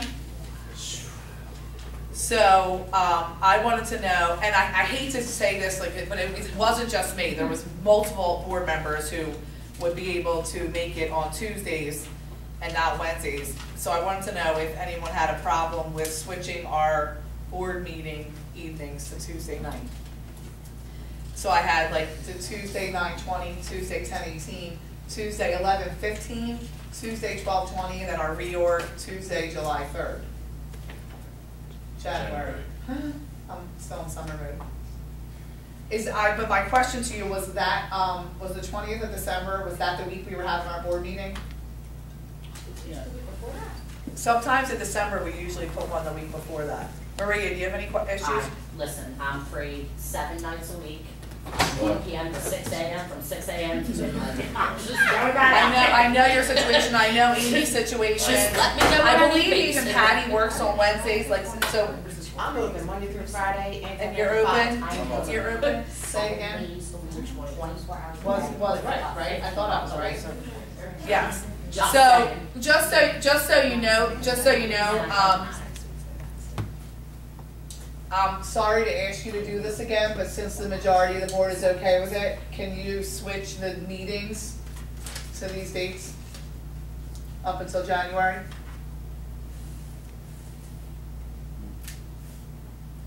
Any other thing need to be done with that? We will re-advertise Yep, the meeting dates in the papers yes, and post it in the necessary locations. okay. Did we vote on that in January, reorg? A reorg we did. So then you should make a motion to Okay.